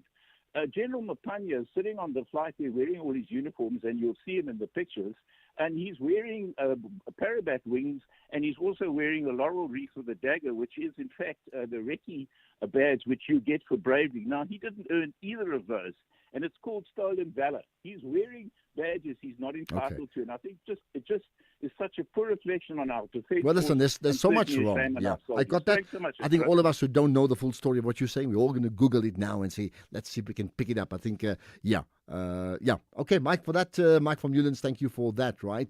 Zelna, you're doing it already. I can just see that. Like, it's amazing. It's like, let me go and Google the story.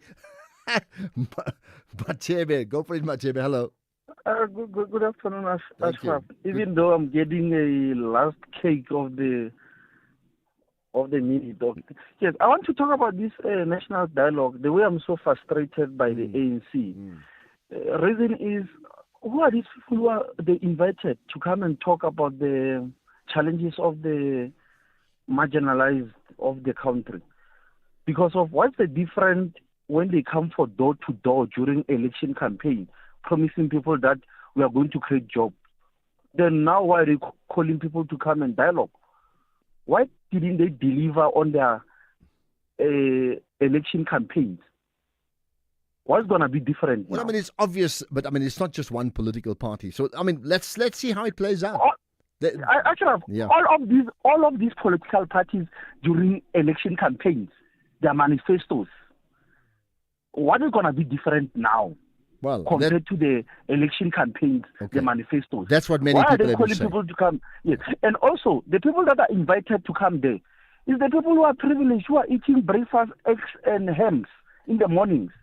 They didn't invite people who are earning 350 per month. No, but the fact is, but to be fair, it was said today and before that this is only the beginning. It's going to filter. It has to filter down through to the local communities. It has to do that. And I mean, that's come through from them already.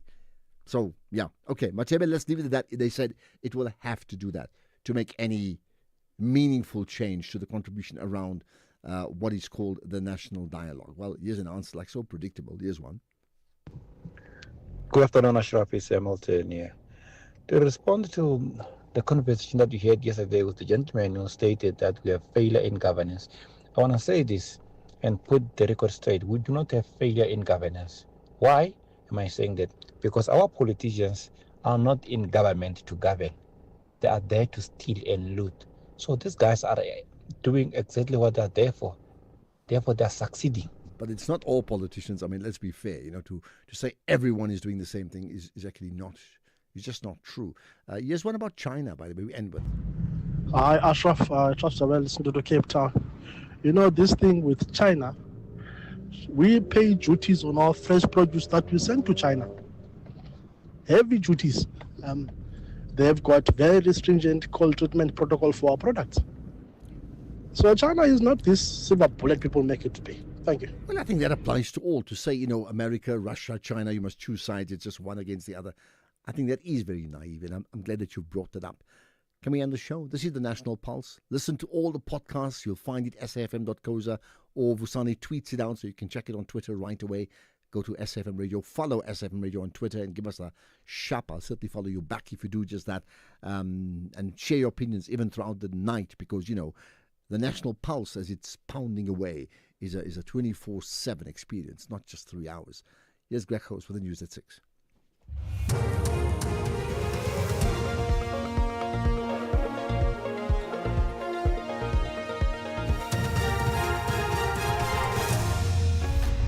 Thank you again, Ashraf. Condemnation of Home Affairs arson attack and assurances over appointment of SETA chairpersons.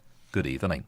Action SA has condemned the arson attack on the Home Affairs building in Germiston, east of Johannesburg, calling it an unacceptable and unlawful act that targets